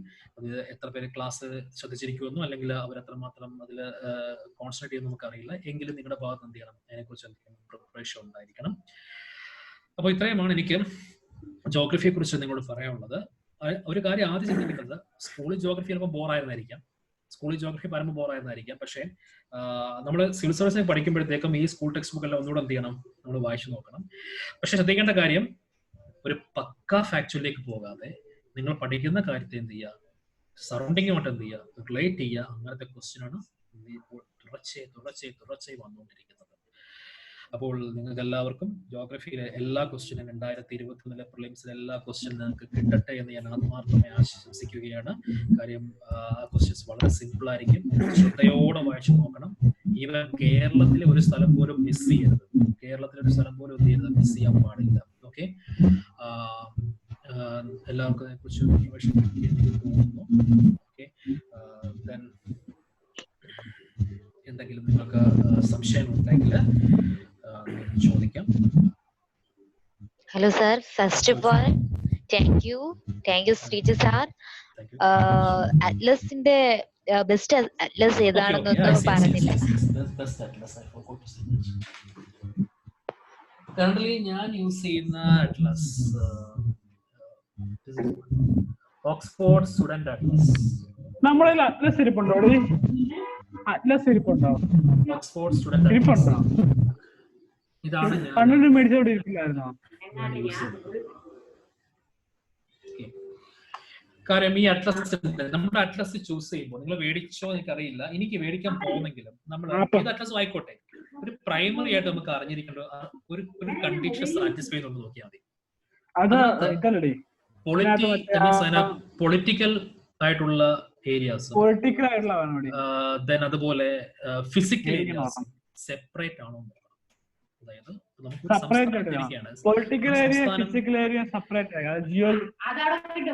ഒരു സംസ്ഥാനത്തെ കുറിച്ച് പഠിക്കുമ്പോൾ നമ്മൾ സംസ്ഥാനത്തിന്റെ ഫിസിക്കലായിട്ടുള്ള മാപ്പും ഒരു പേജ് കാണാൻ പറ്റണം, പൊളിറ്റിക്കലായിട്ടുള്ള മാപ്പ് ഒരു പേജ് കാണാൻ പറ്റണം. പല അറ്റ്ലസുകളും സൗകര്യത്തിന് വേണ്ടിയിട്ട് പൊളിറ്റിക്കലും ഫിസിക്കലും ഒരുമിച്ചാക്കും. പ്രത്യേകം പറഞ്ഞു കഴിഞ്ഞാൽ ഒരു മൗണ്ടെയിൻ റേഞ്ച് കണ്ടുപിടിക്കാൻ നമ്മൾ അതിനകത്ത് മാഗ്നിഫൈങ് ഗ്ലാസ് വെച്ച് നോക്കിയെങ്കിൽ മാത്രമേ കാണാൻ പറ്റത്തുള്ളൂ ആ മൗണ്ടെയിൻ എവിടെയാണെന്ന് കാണാൻ പറ്റും. കാര്യം ഈ സ്ഥലങ്ങളുടെ എണ്ണം അങ്ങോട്ട് കുത്തി തിരികെ വെച്ചിട്ട് മൗണ്ടെയിൻ റേഞ്ച് കാണാൻ പോലും പറ്റത്തില്ല. നമുക്ക് വേണ്ട എന്താണ്, രണ്ടിനെയും സെപ്പറേറ്റ് ചെയ്ത് പഠിക്കാൻ പറ്റണം. അത് സാറ്റിസ്ഫൈ ചെയ്യുന്ന ഏതെങ്കിലും അറ്റ്ലസ് ഉണ്ടെങ്കിൽ എന്ത് ചെയ്യാം, നമുക്ക് ഉപയോഗിക്കാം. വളരെ വളരെ സിമ്പിൾ ആണ്, കോസ്റ്റ് എഫക്റ്റീവ് ആണ്, അധികം പൈസയൊന്നും ഉണ്ടാവില്ല ഇതിന്. 315 രൂപയാണ് വില. ഓക്കെ, പണ്ട് ഞാൻ പ്രിപ്പയർ ചെയ്യുമ്പോഴത്തേക്ക് ഒരു മക്മിൽ അറ്റ്ലസ് ഉണ്ടായിരുന്നു, വൺ ഓഫ് ദ ബെസ്റ്റ് ആയിരുന്നു. അപ്പൊ അത് പ്രിന്റ് ചെയ്തില്ല.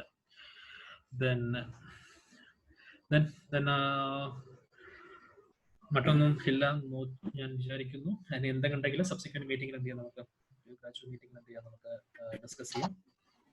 അപ്പോൾ എല്ലാവർക്കും ബെസ്റ്റ് വിഷസ്, എല്ലാവർക്കും ബെസ്റ്റ് വിഷസ്. ഹാർഡ് വർക്ക് ചെയ്യുക, സ്മാർട്ട് വർക്ക് നമ്മൾ അവിടെ ഫോണായിരിക്കണം. മനസ്സിലായല്ലോ? Thank you sir. Thank you sir. Thank you sir. Thank you. Thank you, sir. Thank you, sir. Thank you. Thank you, sir. Bye. Thank you, sir.